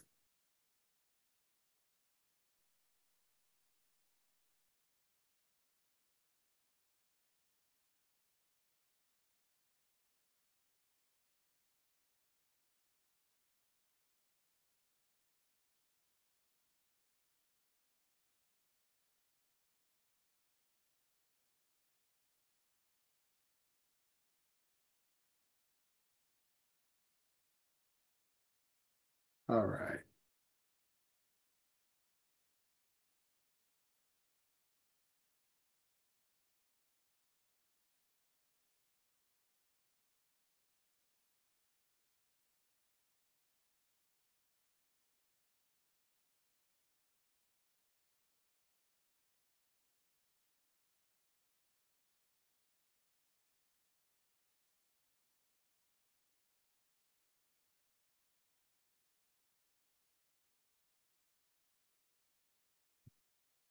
All right.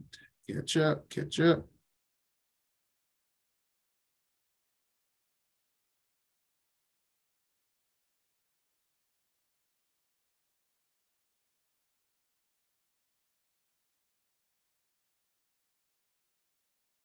All right. I have this set up so I can have a little breathing room on reading, but it looks like I'm about to start reading.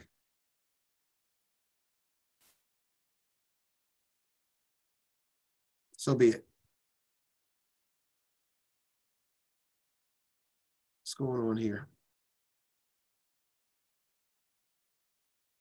Genesis 12. Oh, all right. Oh my goodness.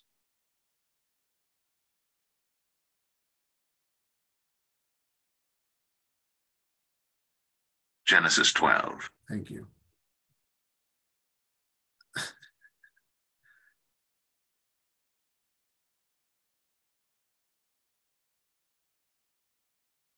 Wow. Fine. I'll do all the Genesis reading. 12. And the Lord had said unto him. Why is it stopping every time I close it? Okay, I'll just leave it open. Genesis 12. Now the Lord had said unto Abram, Get thee out of thy country, and from thy kindred, and from thy father's house, unto a land that I will show thee. And I will make of thee a great nation, and I will bless thee, and make thy name great, and thou shalt be a blessing. And I will bless them that bless thee, and curse him that curseth thee. And in thee shall all families of the earth be blessed. So Abram departed, as the Lord had spoken unto him, and Lot went with him. And Abram was 75 years old when he departed out of Haran. And Abram took Sarai his wife, and Lot his brother's son, and all their substance that they had gathered, and the souls that they had gotten in Haran. And they went forth to go into the land of Canaan, and into the land of Canaan they came.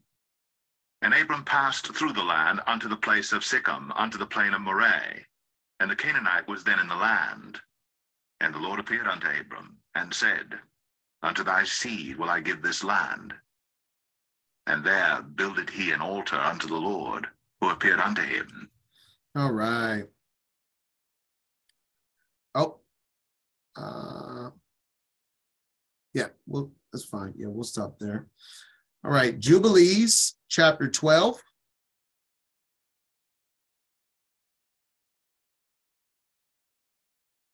(16)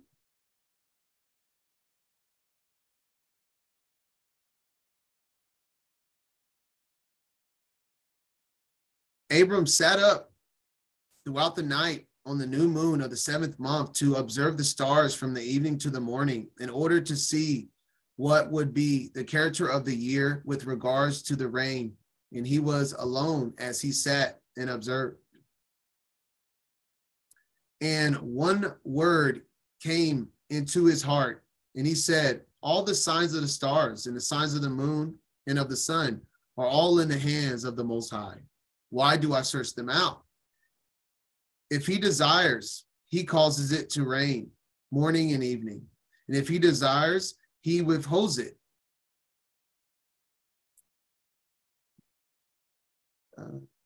One second. Okay. And all things that are in his hands. And he prayed that night and said, My God, God most high, thou alone art my Elohim, and thee and thy dominion have I chosen. And thou hast created all things, and all things that are the work of thy hands. Deliver me from the hands of the evil spirits, who have dominion over the thoughts of men's hearts. And let them not lead me astray from thee, my Elohim. And establish thou me and my seed forever, that we go not astray from henceforth and forevermore. And he said, Shall I return unto Ur of the Chaldees, who seek my face, that I may return to them? Am I to remain here in this place? So this is why I'm reading this. This is the same time that he is, when the Most High starts instructing Abraham to go into Canaan, and that he's going to cut a covenant with him, and etc. The right path before thee prosper it in the hands of thy servant, that he may fulfill it, that I may not walk in the deceitfulness of my heart, O my Elohim. And he made an end of speaking and praying, and behold, the word, you know who the word is, the word of the Most High was sent to him through me, saying, Get thee from thy country, same thing we just read in Genesis, and from thy kindred, and from the house of thy father unto a land which I will show thee, and I shall make thee a great and numerous nation, and I will bless thee, and I will make thy name great, and thou shalt be blessed in the earth, and in thee shall all families of the earth be blessed. And I will bless them that bless thee, and curse them that curse thee. And I will be Elohim to thee and thy son, and to thy son's sons, and to all thy seed. Fear not from henceforth unto all generations of the earth. I am thy Elohim. And the Adon said, open his mouth. This is the cool part. After, remember, the Tower of Babel, the Hebrew language have been removed. He has dispersed the people and gave them 70 new languages to create 70 nations under 70 angels, right? We went over that. Now, after he's cutting a covenant verbally right now with Abraham. This is what he does for him. Open his mouth and his ears that he may hear and speak with his mouth, with the language which has been revealed, for it has ceased from the mouths of all the children of men from the day of the overthrow of Babel. And I opened his mouth and his ears and his lips, and I began to speak with him in Hebrew, in the tongue of the creation. How cool is that? We have the tongue of creation being Hebrew. Then he takes away the language, that gift from man. And then he cuts the covenant with Abraham and gives it to him and his seed. If that doesn't put that much more emphasis on the importance of Hebrew and the fact that it was given as a gift to Abraham and his seed, then I don't know what does. All right. Then now we're going to Jubilees 15, 24 through 32. And on the selfsame day was Abraham circumcised, and all the men of his house. We're not quite there yet, but I wanted to put this here because I wanted to. I think it just fits better right here. You'll see in a little bit. Because we're not at the circumcision yet in Genesis, but and on the self-same day was Abraham circumcised, and all the men of his house, and those born in the house, and all those whom he had bought with money from the children of the stranger were circumcised with him.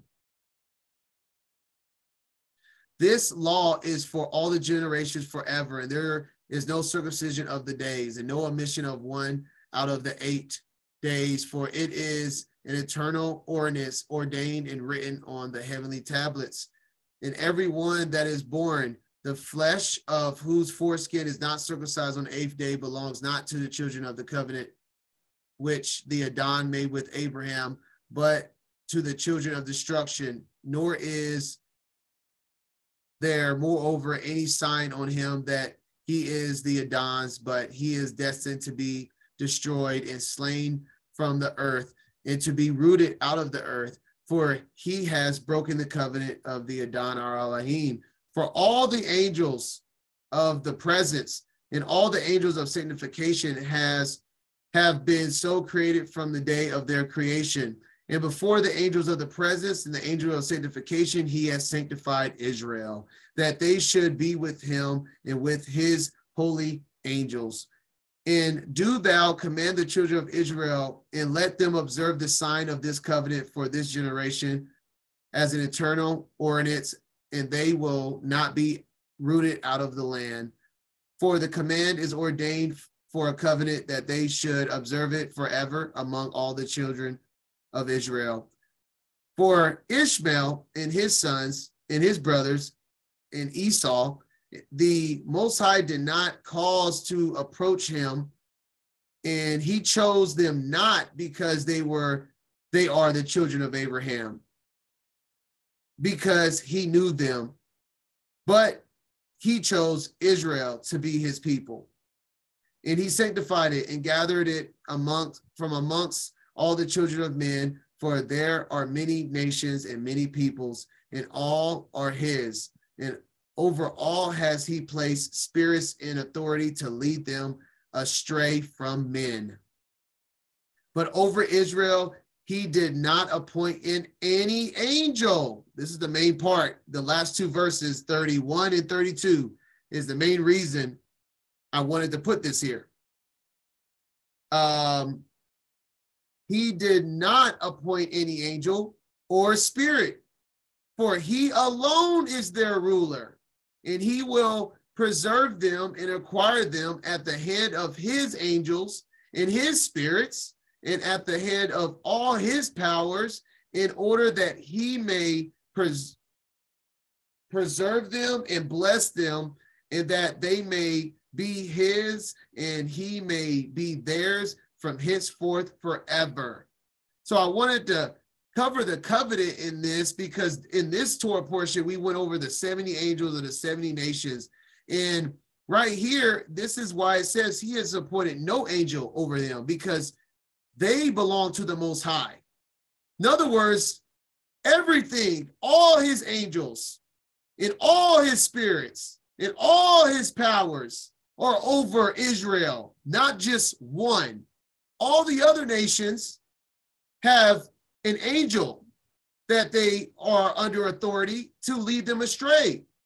He gave them over. In other words, all these people that kept serving other gods at the Tower of Babel, he gave them over to their what they wanted. He gave them the strong delusion. And that's why when you see Egyptian mythology, Greek mythology, Roman mythology, Hindu mythology, these are actually their gods that was created from the Tower of Babel. Israel has no mythology or angels. Israel belongs to the Most High. So there is no angel over the Israelites, because they were sanctified by the all-knowing, all-powerful Most High.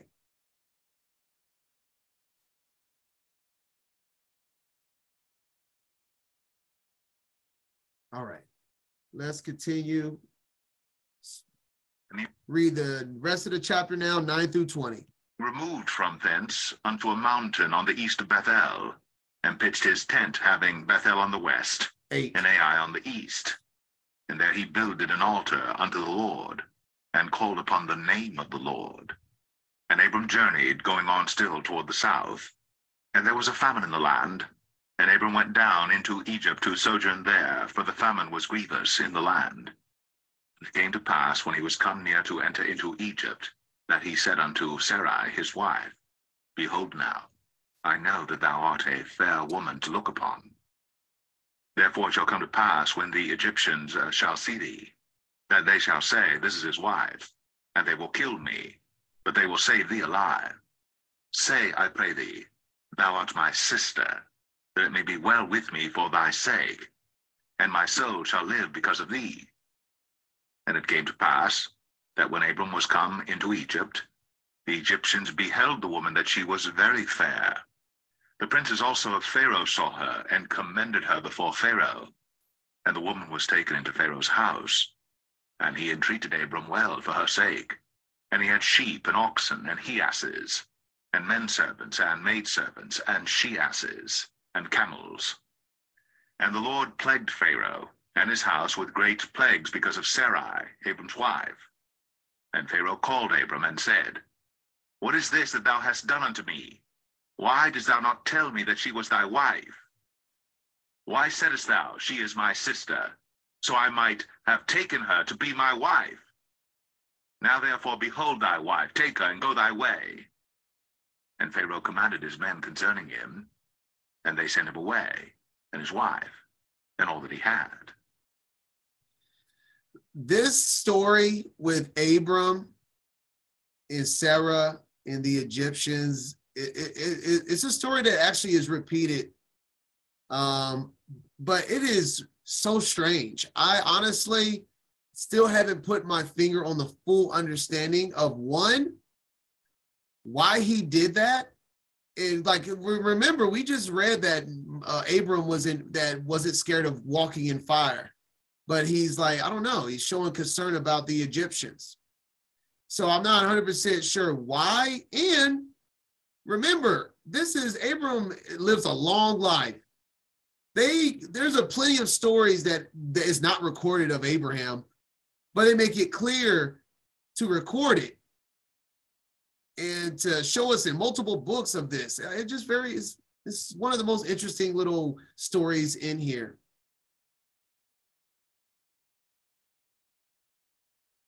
But obviously, Sarah was a looker. So, I mean, that's not really, I don't know. I just interesting to me. So let's look further into this. Let's go to Jasher first. Let's go to Jasher 67 to show you that this story became famous amongst the lands of this time. Check this out. All the way. So obviously this is way later in the book of Jasher. So this is later in history that this is that we're about to read. That's will be spoken here in chapter 67, verse 27 through 30. And we'll get to this obviously later in the Torah portion, but I just want to touch on it now. And if it seemed good to the king, let him desist from the Hebrews and leave them, and let him not stretch forth his hand against them, for these are they whom the Adon chose in the days of old, and took as the lot of his inheritance from amongst all the nations of the earth and the kings of the earth. And who is there that stretched his hand against them with impunity, of whom their Elohim was not avenged? Surely thou knowest, this is famous, surely thou knowest that when Abraham went down to Egypt, Pharaoh, the former king of Egypt, saw Sarah his wife and took her for a wife, because Abram said, she is my sister, for he was afraid lest the men of Egypt should slay him on account of his wife. And when the king of Egypt had taken Sarah, then Elohim smote him and his household with heavy plagues, until he restored unto Abraham his wife Sarah. Then was he healed. The only explanation that I could think of why it happened was exactly this purpose right here. The same reason of why the Most High hardened Pharaoh's heart, so people would fear the Hebrews and fear the God, the Elohim of the Hebrews. That's the only conclusion I can get that makes sense of the purpose behind this, was to strike fear in those that ever touched the Hebrews or their wives. All right. Then we're going to go to Jasher 28, 4 through 6, just to show you that the same thing happened with Isaac in a different land. And when Isaac came to Gerar, the people of the land saw that Rebekah, his wife, was a beautiful appearance, that the people of Gerar asked Isaac concerning his wife, and he said, she is my sister, for he was afraid to say she was his wife, lest the people of the land should slay him on the account of her. And just stop there. I mean, it's the same story. Took her, plagued, gave her back, etc. Just like I said, it's repetitive. And when scripture is repetitive and given multiple witnesses or details of a reoccurring event, that's usually something important. And that's why I think that there's more to gather here that I haven't fully gathered. But just want to point out that this is not something that's just random, very logically put and structured within multiple books.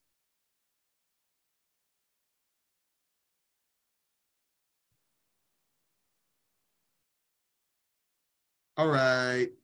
Now we're going to Jasher 15.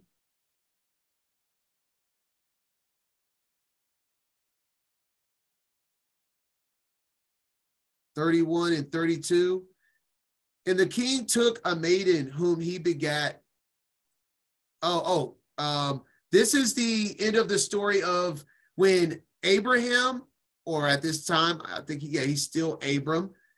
When Abram left Egypt, they gave him treasures, as we've read. And one of the treasures that he was given was the maiden, the handmaid, was Hagar. So we don't know where she comes from in the canon, but Jasher tells us where. So we now see Eleazar came from Nimrod, and we're seeing that Sarah's handmaid Hagar came from Egypt. Specifically, well, let me read it. And the king took a maiden whom he begat by his concubines. So King Pharaoh gave one of his daughters, Hagar, is his daughter. So Hagar wasn't just some like servant that was below standards. She was a princess. In a sense, at least, a daughter of a king, and he gave her to Sarah for a handmaid. And the king said to his daughter, Hagar, it is better for thee, my daughter, to be a handmaid in this man's house than to be a mistress in my house, after we have beheld the evil that befell us on the account of this woman. And last but not least, for chapter 12 of Genesis, we're going to read Jasher 16, 24 and 25, last connection here. And when she saw that she bare no children, she took her handmaid Hagar, whom Pharaoh had given her, and she gave her to Abram, her husband, for a wife. And Hagar is no slouch. Let's give credit when credit's due. For Hagar learned all the ways of Sarah, which should be very righteous, right? As Sarah taught her, she was not in any way defiant in following her good ways. I wanted to just throw that in there because I was like, you know what? Kudos to her. She was rewarded with having Ishmael, and Ishmael being a father of a abundant nation.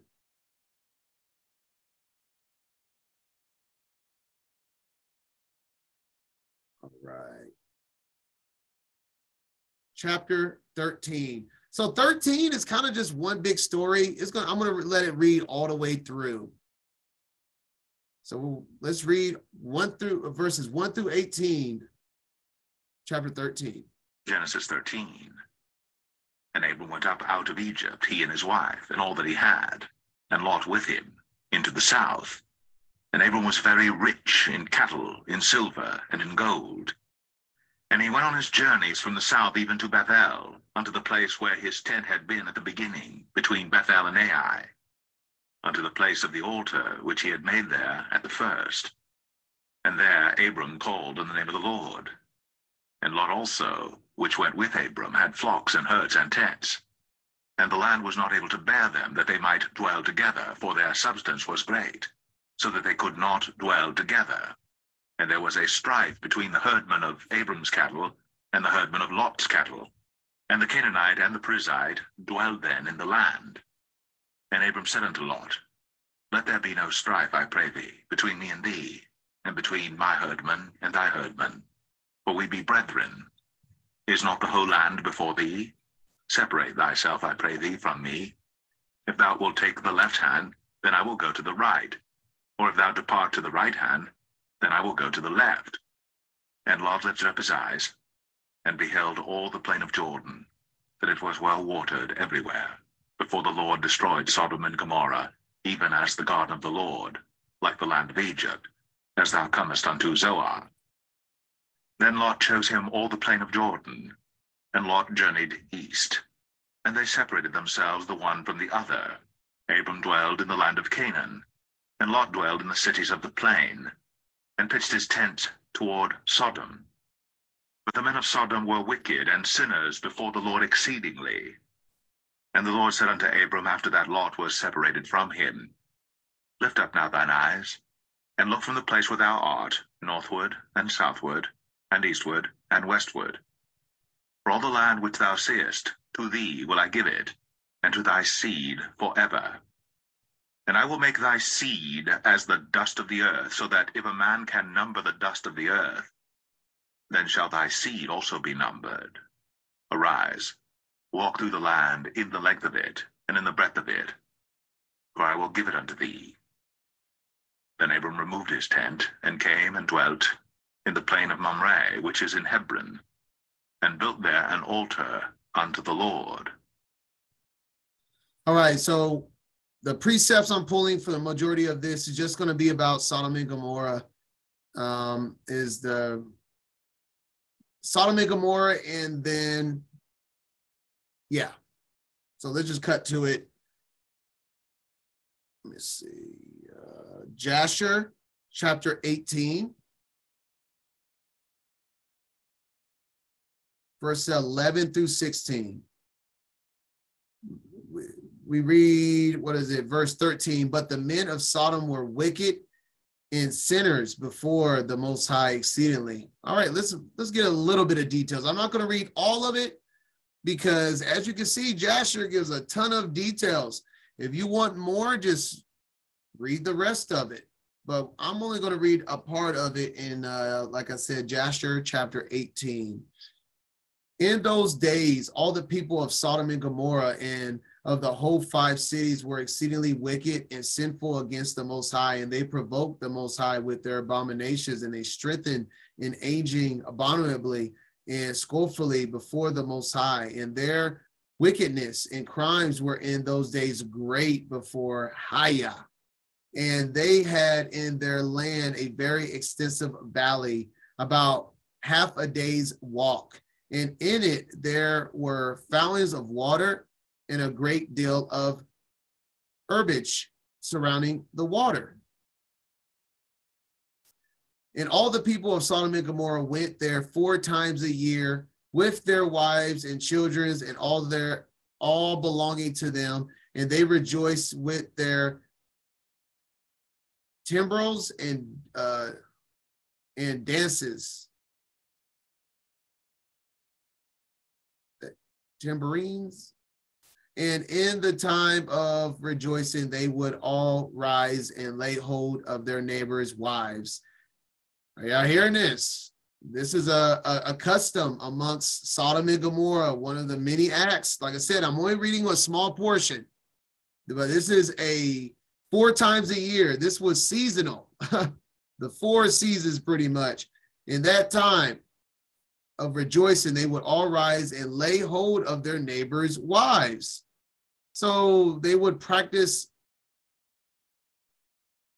adultery, and some the virgins of daughters of their neighbors, and they rejoined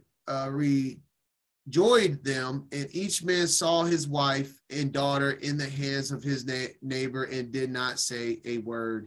And they did so from the morning to night. And they afterwards returned home, each man to his house, each woman to her tent. So they always did 4 times a year. Also, when a stranger came into the city, they brought goods which had been purchased with the view to dispose of their good. The people of the city would assemble, men, women, and children, young and old, and go to the man and take his goods by force, giving a little to each man until there was an end to all the goods of the owner which had been brought into the land. And I'm just going to stop there. It just give you a little taste. They would do sexual acts, orgies, adultery, theft. I mean, that's just a little taste of it.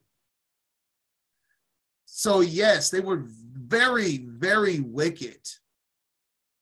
And then even when they were taking the virgin daughters, it's not like they were taking them to marry them. The daughters would go back home. So they would just take the virginity. They would take the daughters, do what they were doing in those fields. And then they would be like, done with you after the festival was over. Pretty wicked. And I am not going to read this, but this is what I'm giving y'all for homework. I recommend Eleazar, Abraham's servant, was on duty walking through Sodom, and read, well, you can start verse 1, but 1 through 22 is the book of Eleazar in Sodom, and it is hilarious. Like Eleazar and Abraham was a really good duo. I can see why they clicked, and he was a prominent figure, being Abraham's servant, because, man, Eleazar was a G, just like Abraham was. Like, he didn't play games. You could tell he was a force to be reckoned with. Very smart, very swift, very strong-minded man. And here's another fun fact with, did I put that there? Let me see. Huh. Okay. I'll just leave that there. Just leave that there. If you choose, read that story with Eleazar walking through Sodom, dealing with these actions, a little bit of these actions. And if you want the full idea of Sodom and Gomorrah, read all of 18 and 19. That's the bulk of Sodom and Gomorrah and the wickedness in detail. So now we're going to go into the canon, get just a couple of references talking about Sodom and Gomorrah. Oh, I actually didn't put Jude in here. But Ezekiel 16, and now we see why Sodom and Gomorrah is used as a forever sign of wickedness, because they did all of them, like all the wickedness in one country, one place. Behold, this was the iniquity of thy sister Sodom. Pride, fullness of bread, abundance of idleness was in her and in her daughters. Neither did she strengthen the hand of the poor and needy. What did we just read? They would actually take away from folks, rob folks, and make them poor and needy. And if you actually read other stories, they would starve a man to death, and anyone that would give a man food would be in trouble. That was against the law, that to help anybody that was starving. It's just crazy. The stories is crazy.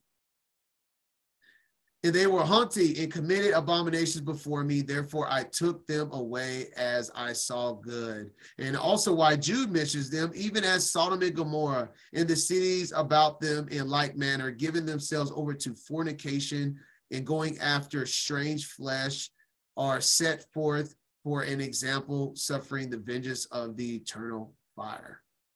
So there's a reason why Sodom and Gomorrah is used as an example, because they were a very good example to be used.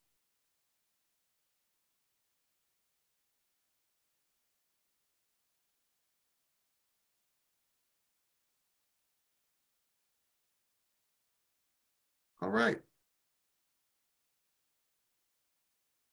Genesis 14.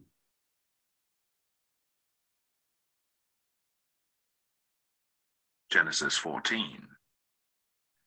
And it came to pass in the days of Amraphel, king of Shinar, Arioch, king of Elasar, Chedorlaomer, king of Elam, and Tidal, king of nations, that these made war with Bera, king of Sodom, and with Birsha, king of Gomorrah, Shinab, king of Admah, and Shemeber, king of Zeboim, and the king of Bela, which is Zoar.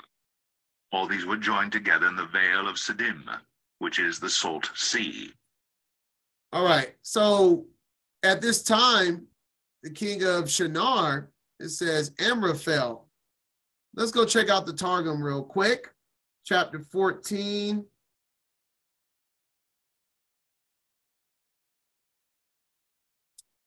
And it was in the days of Amraphel, which is Nimrod. I don't know why certain characters in the Bible have different names, but well, here we are. Here we are, clarifying it. So Amraphel, king of Shinar, this is Nimrod. So let's just make that clear. All right. Just wanted to stop it there. Pretty important fact to know that, it's the same person. All right. Now let's go 3 through 17. 12 years they served Chedorlaomer, and in the 13th year they rebelled. And in the 14th year came Chedorlaomer, and the kings that were with him, and smote the Rephaims in Ashtoreth, Karnaim, and the Zazims in Ham, and the Hamims in Shaveh Kerathaim, and the Horites in their Mount Seir unto El Paran, which is by the wilderness. And they returned and came to En Mishpat, which is Kadesh, and smote all the country of the Amalekites, and also the Amorites, that dwelt in Hazazon Tamar. And there went out the king of Sodom, and the king of Gomorrah, and the king of Admah, and the king of Zeboim, and the king of Bela, the same as Zoar. And they joined battle with them in the vale of Siddim, with Chedorlaomer, the king of Elam, and with Tidal, king of nations, and Amraphel, king of Shinar, and Arioch, king of Elasar, 4 kings with 5. And the vale of Siddim was full of slime pits. And the kings of Sodom and Gomorrah fled, and fell there. And they that remained fled to the mountain. And they took all the goods of Sodom and Gomorrah, and all their victuals, and went their way. And they took Lot, Abram's brother's son, who dwelt in Sodom, and his goods, and departed. And there came one that had escaped, and told Abram the Hebrew, for he dwelt in the plain of Mamre the Amorite, brother of Eshcol, and brother of Aner, and these were confederate with Abram. And when Abram heard that his brother was taken captive, he armed his trained servants, born in his own house, 318, and pursued them unto Dan. And he divided himself against them, he and his servants, by night, and smote them, and pursued them unto Hobah, which is on the left hand of Damascus. And he brought back all the goods, and also brought again his brother Lot, and his goods, and the women also, and the people. And the king of Sodom went out to meet him after his return from the slaughter of Chedorlaomer, and of the kings that were with him at the valley of Shaveh, which is the king's dale. All right. So we had a big battle, and Sodom and Gomorrah got their butts whooped in summary here, and they went in and they was captive. But since Lot was amongst them, Abraham went and handled business, and he went for Lot, ended up saving the rest of Sodom, even though they didn't deserve it, but everything has an order for it and a purpose. But let's go and dig into some more precepts and gather more understanding and get more of just a little bit more of the story in the book of Jasher. So we're going to start off in the Targums in 14:14. Chapter 14, verse 14 in the Targums here. You know what, let me go ahead and close this out, close that out, close this out. All right. 14:14. Always got to give me a little second to look since I don't have any verses. All right.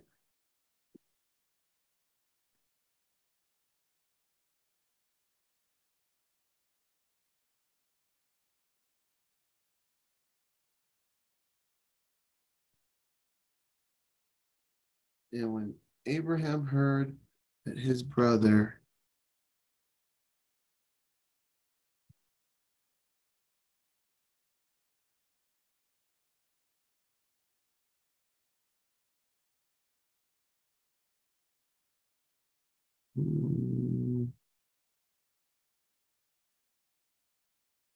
Okay, here we go. So this is verse 14 starting here.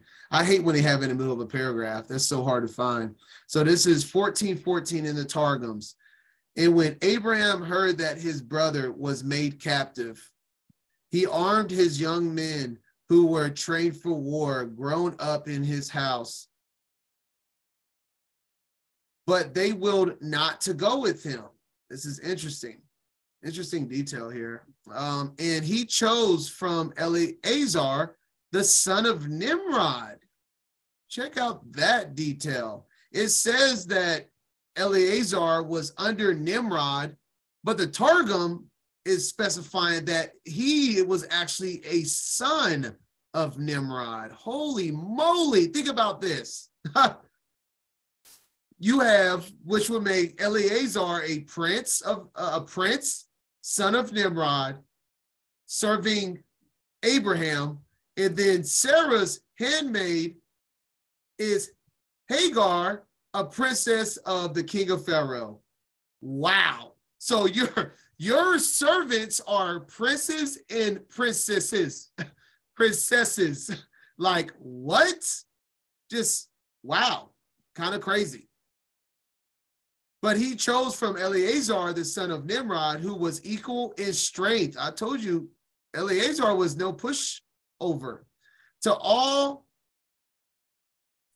the 318, and he pursued unto Dan. That's just the main point I wanted to take away, that there was those that didn't want to go. So he focused on those that did and specified that Eleazar was one of the mighty warriors that went with him. And that would make sense because his dad is Nimrod.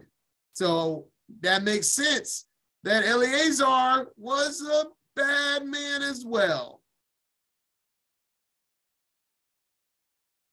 All right. Where am I? This was 14:14. So if we go to Jasher 12:39, that's just to point out this right here. And this thing seemed very wonderful in the eyes of the king of princes, that Abram was saved from the fire and Haran was burned. And the king gave many presents to, and he gave him his 2 head servants. And it's like, it didn't say who his 2 head servants actually was, like that they were related to him from the king's house.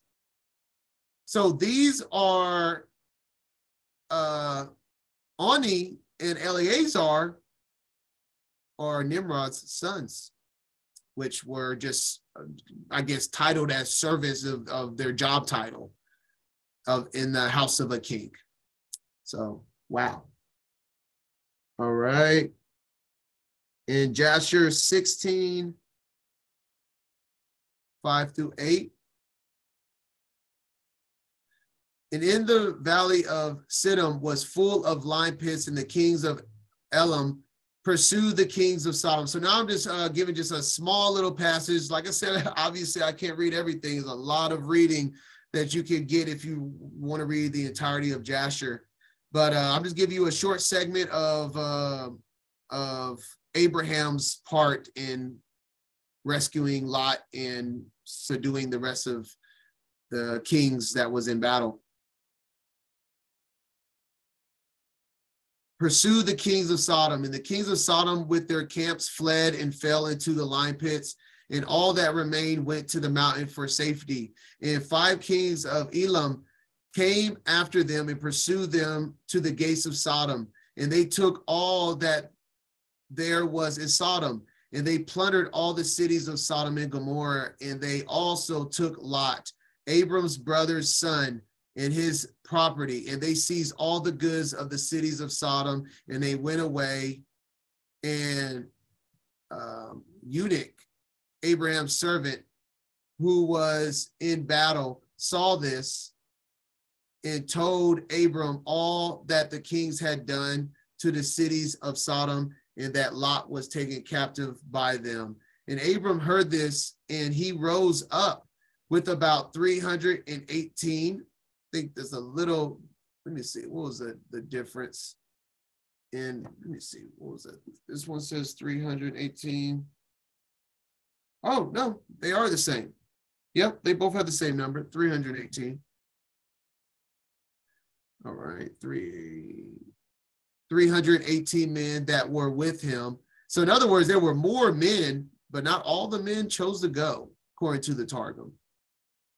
And he went that night, pursued these kings, and smote them, and they all fell before Abraham and his men. And there was none remaining but the 4 kings who fled, and they went each its own road.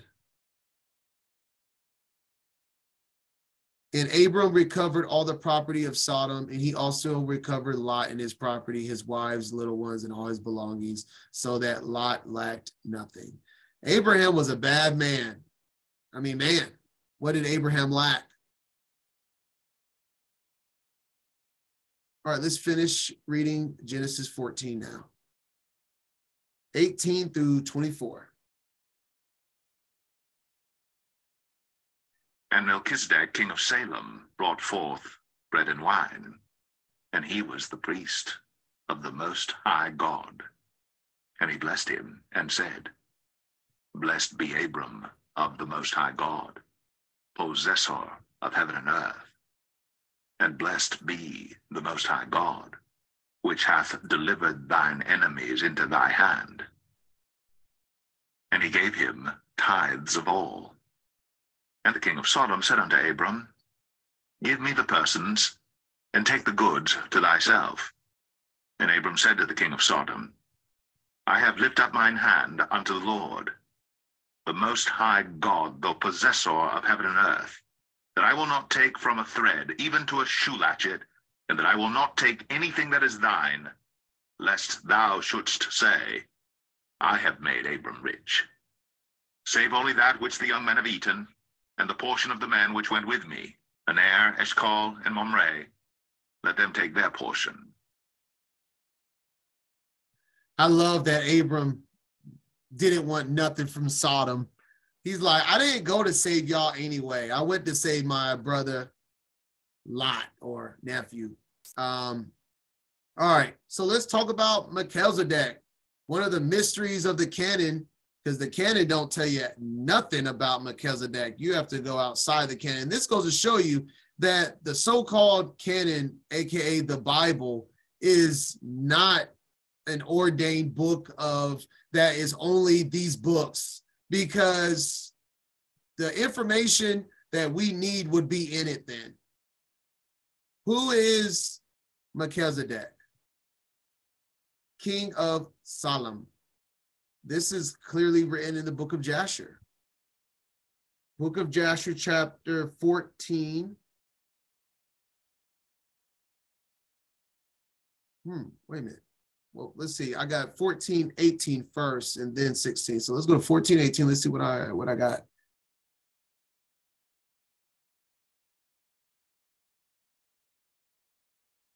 Oh, my bad. This is in the Targum. I see what I did. So not Jasher. So I got Targum actually bears witness of who this is. In 14:18.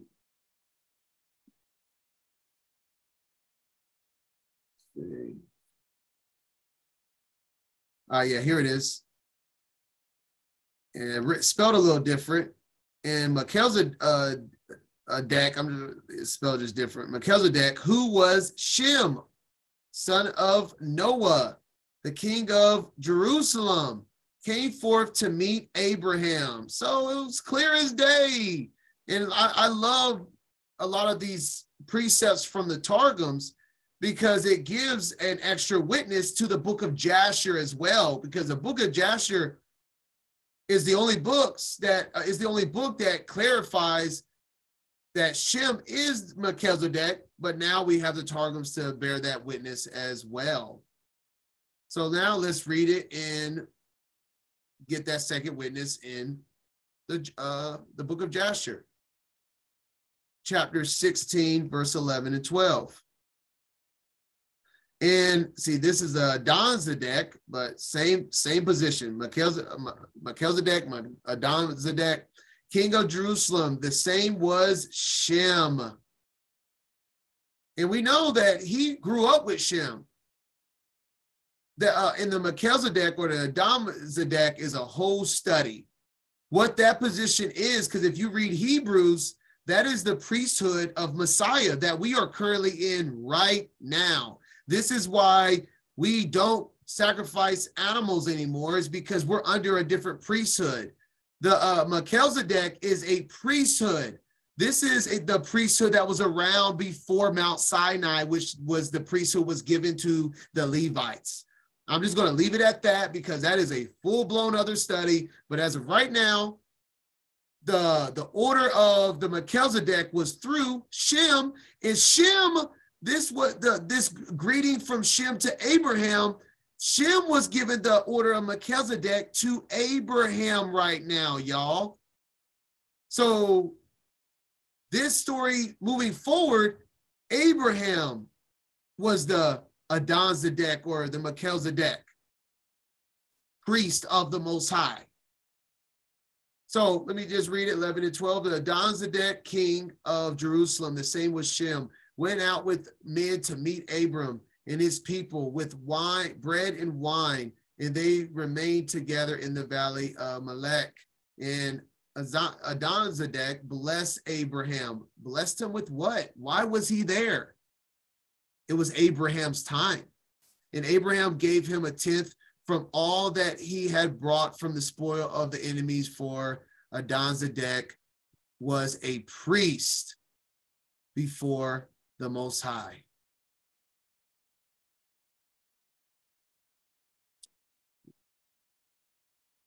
All right.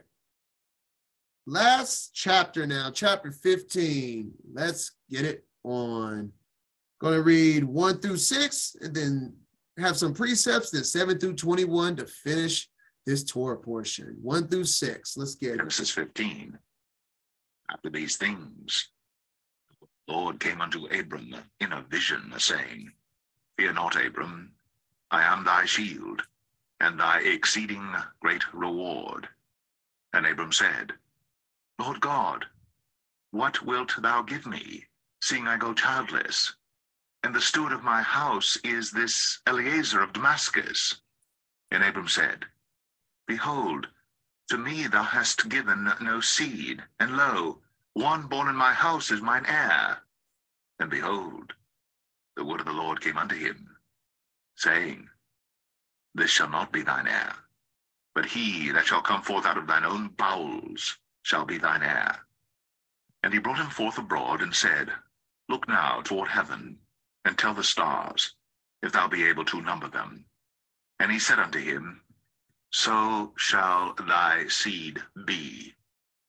And he believed in the Lord, and he counted it to him for righteousness. All right.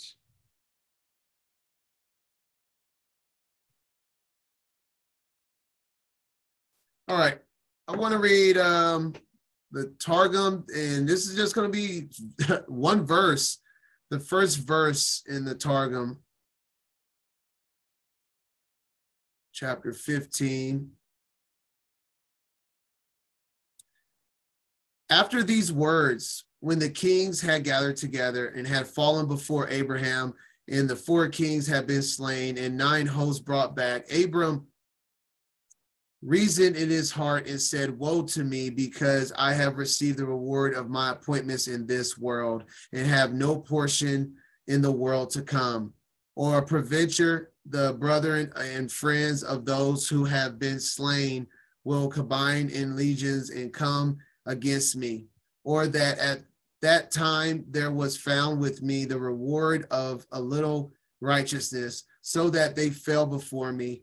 But the second time reward may not be found with me, and by me the name of the heavens may be profaned.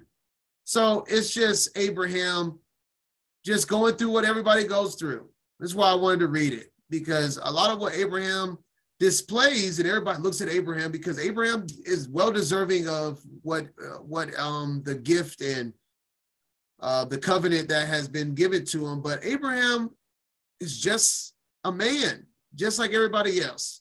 He's a man that has made a choice to serve the Most High and made a choice to trust and to overcome. But he is still going through, like he says, he has no seed. He's like, what am I really gaining here? He was like, yes, I won this battle, but who am I to say I will win the next battle? It's kind of just everything he's going through right now. And thereupon was the word of the Most High. We know who that is. With Abram in a vision, saying, Fear not, for if these men should gather against in legions and come against thee, my word will be thy shield. And also if these fall before thee in this world, the reward of thy good works shall be kept, and be prepared before me in the world to come, great exceedingly. All glory to the Most High. Just reassuring Abraham that the righteousness works is not, it's not about what you're leaving in this life. Your righteous works will be accounted for and kept and preserved to be judged righteously into the next. And James chapter 2. Let's talk about Abraham. We just read, I didn't even read all the stories of Abraham and Jasher, but I read enough to get the point that Abraham has gone through trials and tribulations. And I didn't even get into like jubilees with, so, I mean, man, there's a lot of stories of Abraham. We're battling with Mastema and all of that. It's just so much. But was not Abraham our father justified by works when he had offered Isaac his son upon the altar? Seest thou how faith wrought with his works, and by works was faith made perfect? And the scripture was fulfilled, which saith, Abraham believed Elohim, like we just read, and it was imputed unto him for righteousness, and he was called the friend of Elohim. Ye see then how that by works a man is justified, and not by faith alone. You know, we come out of churchianity, and people use that verse to say, oh, faith, faith, faith, and then don't want to read James in the New Testament. But now when you add and you see the stories of Jasher, and then if even Jubilees, oh my goodness, Abraham had to go through a lot to prove his faith over and over again before he was even remotely close to getting chosen and getting that seed through Isaac that led through, obviously, Jacob and his people of the Israelites.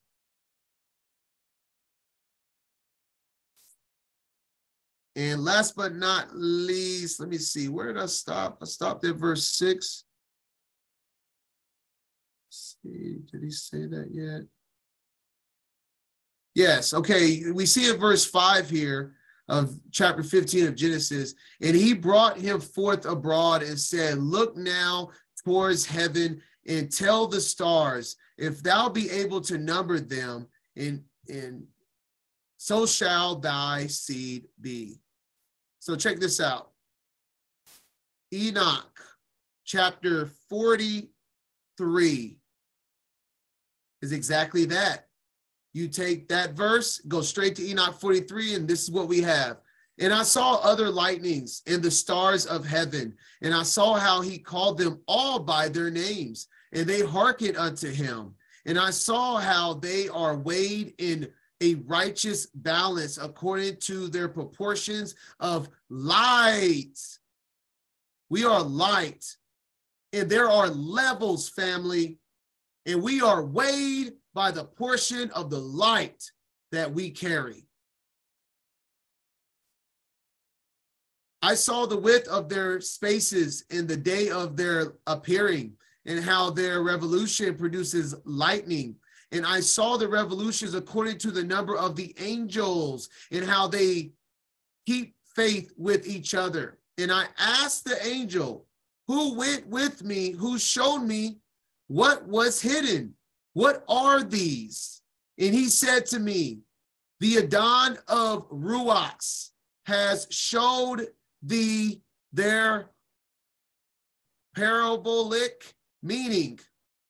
These are the names of the holy who dwell on earth and believe in the name of the Adon of spirits forever and ever.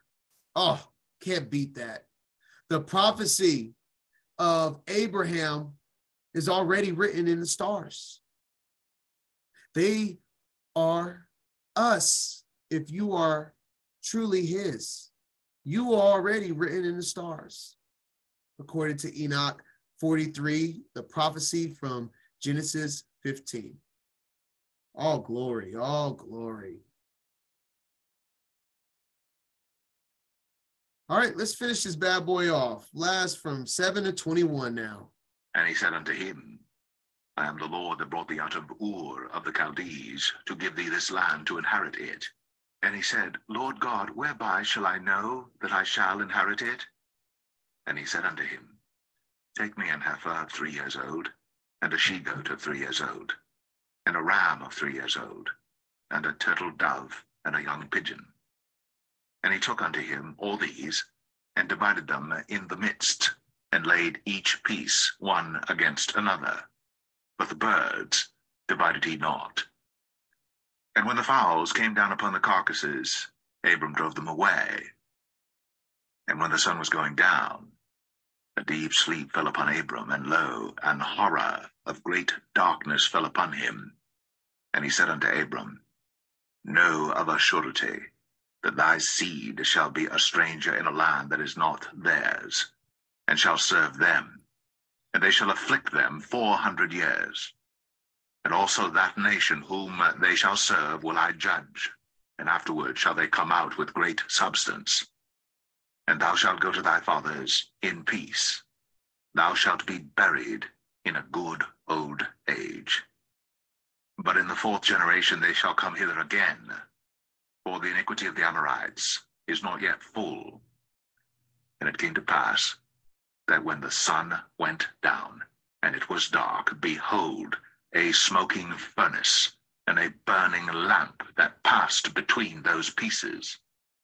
In the same day the Lord made a covenant with Abram, saying, Unto thy seed have I given this land, from the river of Egypt unto the great river, the river Euphrates, the Kenites, and the Kenizzites, and the Cadmonites, and the Hittites, and the Perizzites, and the Rephaims, and the Amorites, and the Canaanites, and the Girgashites, and the Jebusites. All right, let's go to Jasher 17, verse 16 and 17. And Abram, the son of Terah, was 99 years old. I just wanted to throw that in there to give you a reference of just how old Abraham was, give you a timeline around this time period of the covenant of what the whole chapter was, the Most High saying that I'm going to have your back and I'm going to cut a covenant with you and you will have a son. At that time, the Most High appeared to him and said unto him, I will make my covenant between me and thee, and I will greatly multiply thy seed. This is the covenant which I make between me and thee, that every male child be circumcised, thou and thy seed after thee. So like I said, just a reference of timekeeping. And last but not least, Jubilees 15 verses 1 through 9. Oh, I'm already here.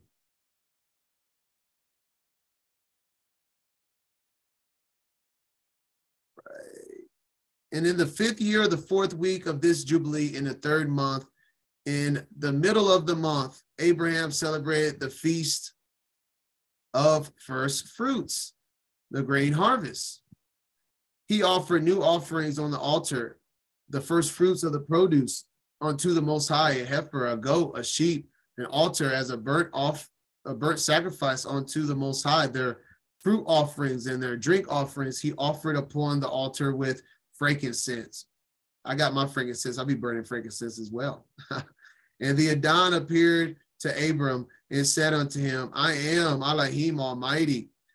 Approve thyself before me and be thou perfect.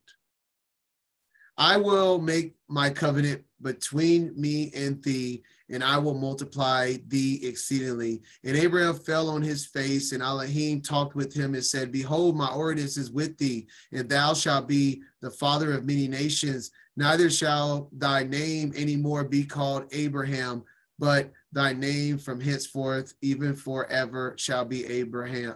Abram shall be Abraham. For the father of many nations have I made thee, and I will make thee very great. I will make thee into nations, and kings shall come forth from thee. And I shall establish my covenant between me and thee and thy seed after thee throughout their generations for an eternal covenant, so that I may be a Elohim unto thee and to thy seed after thee. And this is kind of where next week is going to start off as is the covenant, Hagar getting handed to him, and etc. With him and Sarah trying to figure out how this covenant is going to work with his seed and whatnot.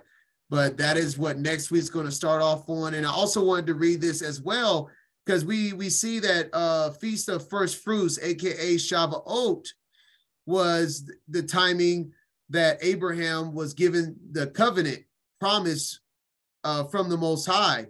So we have the initial covenant of the father of many nations through Abraham on first fruits, which is also the same time that at Mount Sinai, the covenant was made to the Israelites, given the Torah. And then in the New Testament, we see that also at first fruits time that the Ruach Kodesh was given to his disciples. So history repeats itself through different ways of glory and magnifying. And in our days, we should pay attention around the feast days, because like I'm trying to show you, there's nothing new under the sun. This is when he chooses to bless his people.